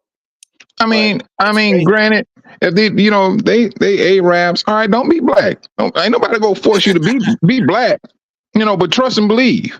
The day is going to come. The world is going to wish they had some melanin. They're going to wish it. So right. I mean, granted, I mean, here in Chicago, we have some brothers from Egypt, and they pretty much on that, more of a Arab look inside, but I think they say they black just to keep themselves covered, because a lot of them are on the south side of Chicago, and the south side of Chicago is majority of black people. So they said, no, we let people know that we're black in Egypt, and I know that's not the truth. No, they don't tell them they black. No, they don't. They don't. There's a whole campaign against that. But the thing about it in Egypt, it's so I don't even want to use that word. It's so like asinine to think that they could literally say that they're not black and get all mad of the depictions of uh black art and all this other stuff. It's just funny, but like we're saying, things are like happening. I mean, that's why they're all scared of what our brothers and sisters are doing in Niger and Burkina Faso and Mali. Like, imagine if we could bring that force to Morocco and just get their act straight and just kick out all the colonizers. That's why I'm trying to, like, that's why I see why some of this news is kind of important, because we're gonna see, because I don't think Africa as a whole, like, they're going to be certain sides some nations take, and it's just interesting. I It's just interesting to see what governments are doing what, and what like Mali and Niger and Burkina Faso, like, they're going to inspire another country to do what they're doing. But That like, information is something that's something we got to stay in tune with that, because it will show you, all right, this is the way I need to go, and then at the same time, um and then whatever action that a country is taking, you got to ask yourself, all right, how is this going to affect me, because this country is like right north of me, and things of that nature. So I mean, those some things, yeah, you will literally have to, you know play it No, to go, because you know what I'm saying. no, but brother Michael, you got to admit, Morocco, they are being a bunch of hoes, though. I mean, yeah, that's but a part. brother, brother Rojo, I'm sorry. I'm come sorry. on, yo. I'm sorry. just, I'm just, sorry. I'm sorry, guys. I'm sorry. just they're being obtuse. They're being Okay, there you go. Up to mean. They're being yeah. mean. They're being jerks. No, I'm not knocking. I'm not trying to put them on a pedestal. I mean, it's my brothers and sisters, because you go there and look at the businesses, and you go to like what we may call a flea market. Uh, No, the ones out front are all Arab stores. but Now, bro, in the back, how they were in the killing? How? back is Oh, go ahead. in the back is where you go find all our people in the back, and they selling their stuff in the back. They putting them out. They do the same thing they do in the United States. When they sell over there, they call the brothers and sisters there in Morocco. They call them Europeans. They don't call them Arabs. They call them Europeans. They know who they are. No, but bro, you see how they were. I don't want to say the word, but like pew-pewing the melanated refugees over there. I mean, they were just like doing it wholesale. They're just walking around, decide who they would pew-pew and who they would take a sledgehammer and bash them bash their head in. I Mhm. mean, that happened. Garth, you remember that video, don't you? That they showed like 2 years ago, where they were doing that to the melanated African refugees. That was I do. I didn't see the videos, but I do now that you remember. I remember there was like an emergency that where they were trying to go to the border of Portugal and Spain or something. yes, yes. Yes, I remember that.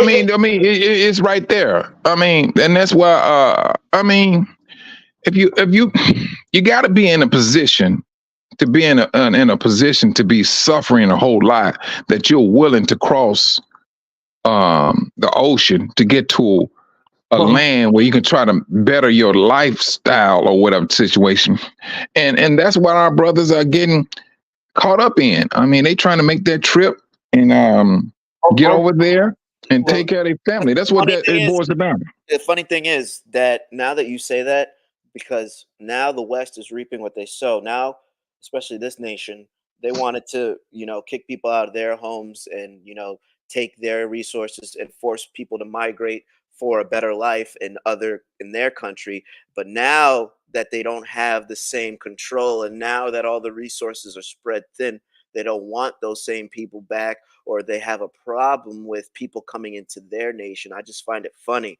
that all the stuff that they're done to us is being done onto them, but it's going to cripple them. And it's just funny. I mean, like you're saying that in Morocco, they literally have to find a way to just get out of the country because it's just been so, uh, for lack of a better term, apartheid and colonized that they can't even like, you know, No, sustain themselves in their own nation.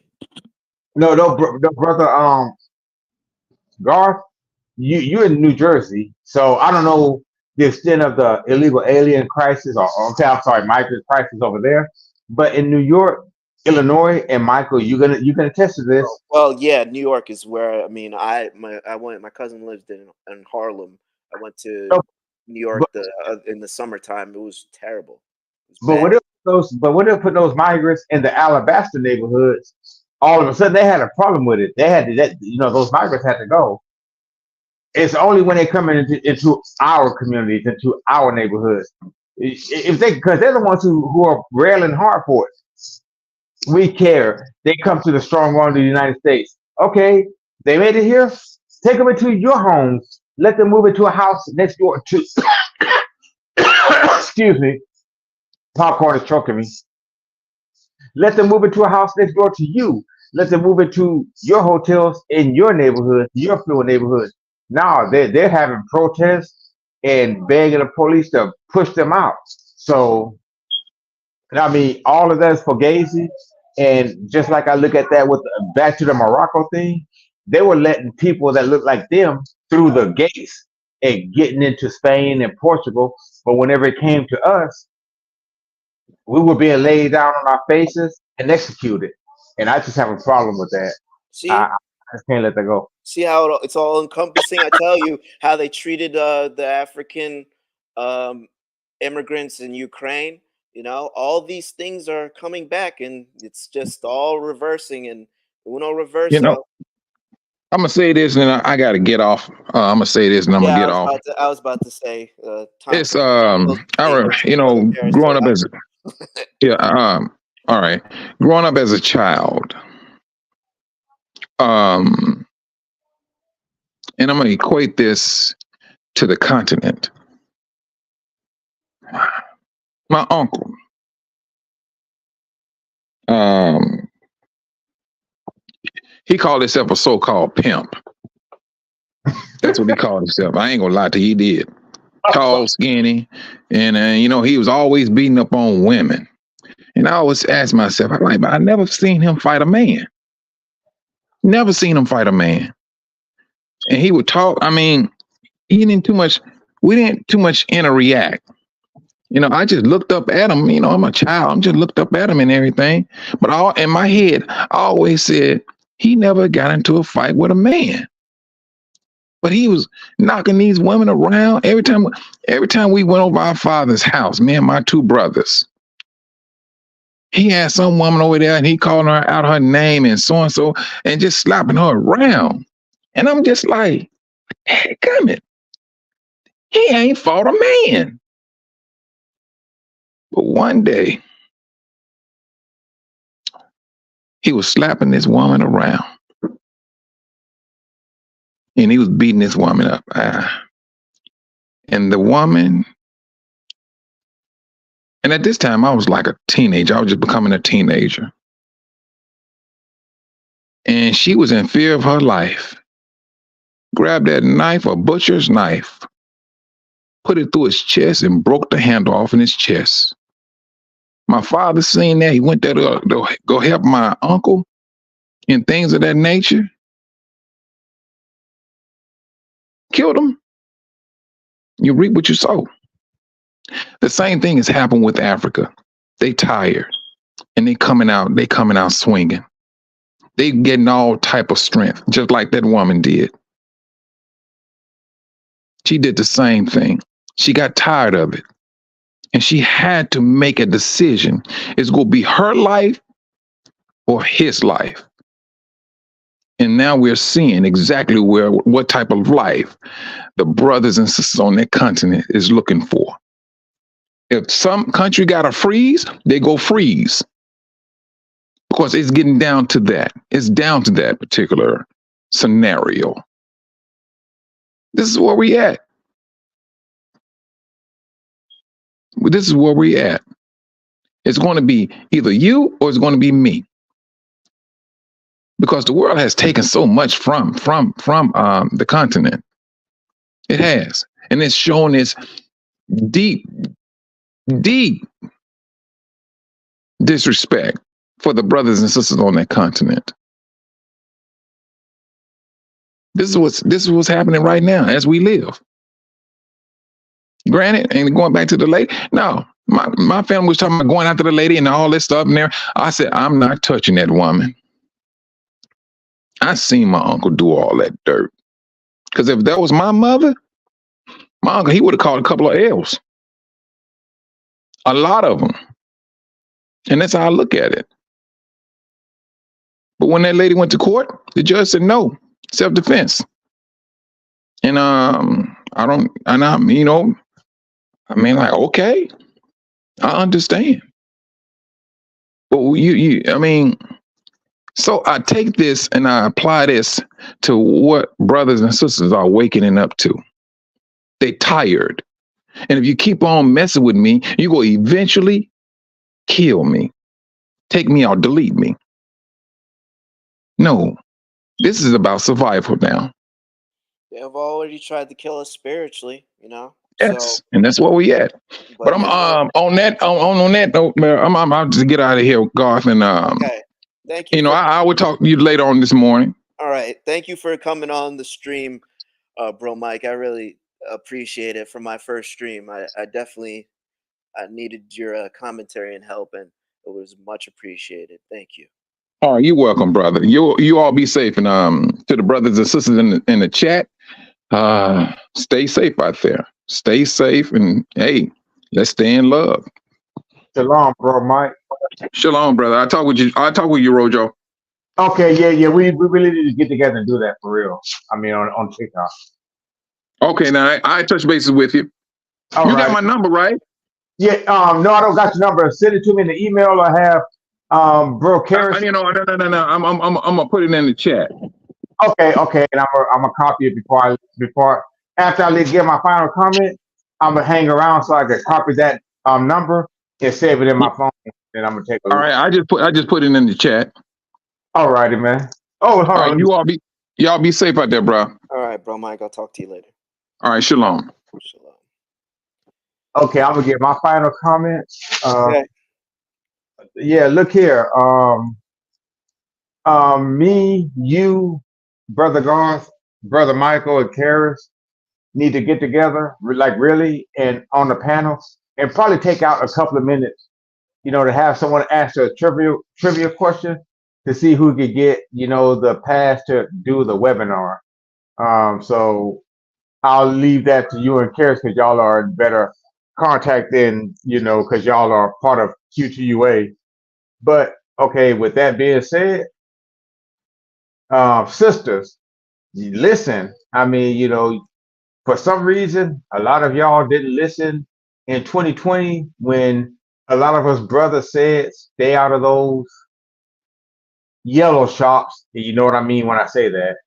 And a couple of people got caught up with hate crime charges, and in another case, a sister got her kid, put on a dark web, and people are trying to kidnap her. So with that being said, we're in another situation. Y'all need to get some weapons, whatever it is, candy bars, slice and dice, whatever, to protect yourselves, because they're coming after the sisters hard. I mean, and brothers, watch how these other folks look at you, watch how they behave around you, watch how they move around you. Some of them will even try to initiate a confrontation, and then they'll have someone hanging on the back looking innocent, and then next thing you know, you're flanked. So I mean, be careful. Don't be ignorant. Don't be into this spirit of we're being too radical or we're being whatever. No, assume the worst, because whenever these other people get around us, they always assume the worst, and they filter out the good ones, or the ones that they deem to be good amongst us. And we need to take that same approach. So I mean, with that being said, Brother Garth, I'm impressed with you. You were really patient. You handled the pressure really well. You ran this live very efficiently. I mean, after the initial technical difficulties, you really got on top of it. You took control of it. You kept us all in line, especially me. Thanks. So, Thanks. if Kara sees it in his heart to have you do fusion Q2UAs or even Covenant Awakening, I mean, I would love to be on the panel alongside you, fellowshipping with you and whatever. So, I mean, yeah, let's just do that. And I'm still debating if I'm pretty much sold that I'm going to get 2 more e-passes for the webinar because, like I said, I want to do my part to make sure that those who truly want to participate in it, but just don't have the means to, for whatever reason, that's none of my business. So And I as don't. you say that, bro, Rojo, family, our QuestUniteAfrica.org Invest in Africa webinar seminar is in March 31st, 2024, 11 a.m. Eastern Time and 5 p.m. Sister Chantel's time down in the pond in London. So that's what Brother Rojo is alluding to, where we are going to have business owners from Tanzania, business owners from Rwanda, legal advocates, international business consultants, and international tax consultants, and much more. So I implore everyone to check out check out the website at questuniteafrica.org. I will put the link in the chat, and I believe it will really be beneficial. That $50 will go a long way to getting the information and empowering our people to take action and to partnership with our brethren on the continent and how we could actually have a sustainable long life on the continent, and do things differently than what we have seen put into place by um, other people or us just going there as individuals. I just believe that our efforts here at Quest Unite Africa are going to be at the forefront, and I believe we will help that change and help that that move. So yeah, thank you, brother Rojo, for even you know supplying or even gifting people that opportunity. I really appreciate it. And I want to say one more thing before you drop me down. Um, for all of those who are in here, there are 24 people in here. Let's all commit to give $10 towards, brother Michael Raya's move. I mean, he's being strong. He's being a man. Got to respect him for it. But he's going to have a whole lot of expenses, that he's just not going to be ready for. And I'm pretty sure he has a backup plan. But let's make sure he don't have to go to that backup plan. Let's go ahead and, if it's on y'all's heart, $10. $10. I mean, that's what you're going to spend on a pack of cigarettes, on a cheap bottle of gin, or on a magazine of your choice or whatever. It's only 10 measly bucks. 204 of us in here. That's easily, thousands of dollars, that, you know, would help him and his family immensely. So And we could always donate, family. You could always donate at questuniteafrica.org. That's our main website, and you should be able to donate and help this effort wherever your heart is led to helping us in this effort to help our people reunite and to be stronger and to work as a family, because now more than ever, just with these stories this morning and just all the maneuvering, we only got us. No one else is looking out for us, or no one else is trying to, build with us without trying to exploit us. But now we here in America and all over the diaspora and even on the continent, now we're all coming and into a like mind that we need to become a nation again. And Quest Unite Africa is trying to make that effort. And I guess Brother Rojo dropped off. Okay, well, hey family. I mean, this was my first live stream ever. I mean, I think I did okay. I mean, we had some technical difficulties in the beginning, and if you didn't like the show, you could always just blame Brother Karras on Monday. But anyway, family. Again, if your heart is being led to this effort, you could always um, donate at questuniteafrica.org. I will put the link in the chat again. And yes, we do believe here. We are believers, and the Most High will see this effort through. I believe so. And on that, family, enjoy your Shabbat and Shalom.